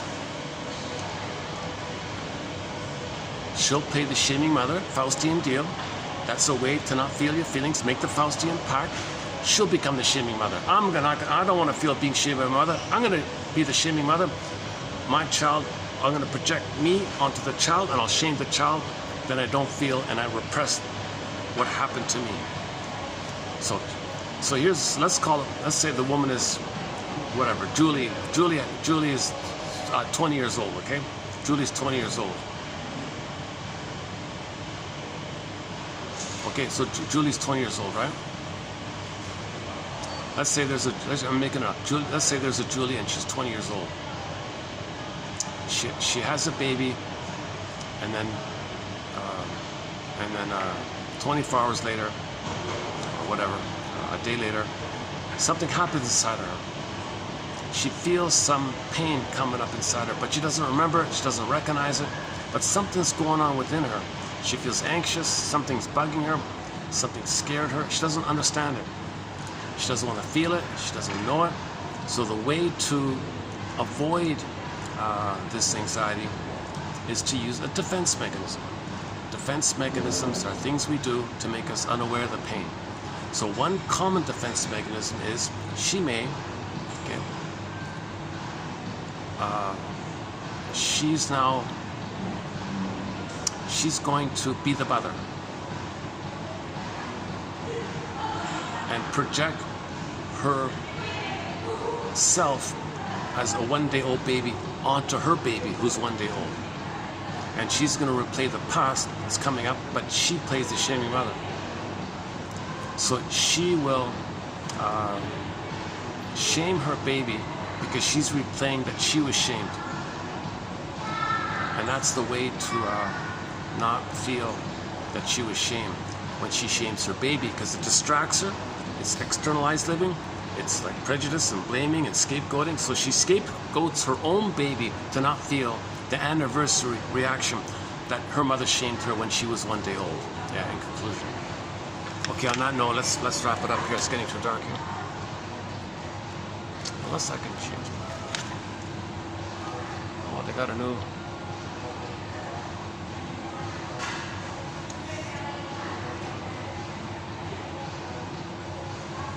It's dark all over the place, right?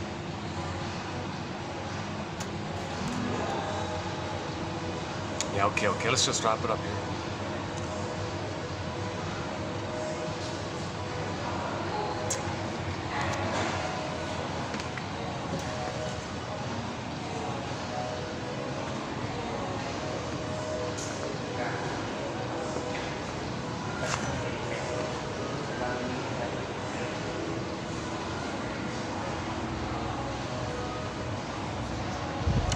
Let's just wrap it up here for today.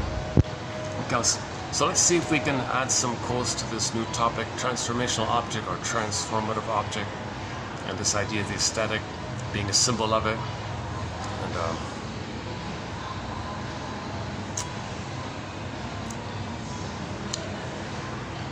it's not going to be a thread. I don't think there's enough material to make it a total thread. It's a little too vague. The idea, to me, it seems kind of vague. Hopefully, maybe in the future we'll revisit the topic. I know today I didn't provide any too much clarity on it, but hopefully we'll. Oh, here's some light.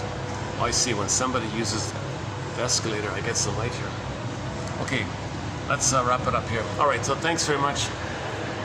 I'll see you in TQ 3003 for the love of narrative medicine. I'll see you then.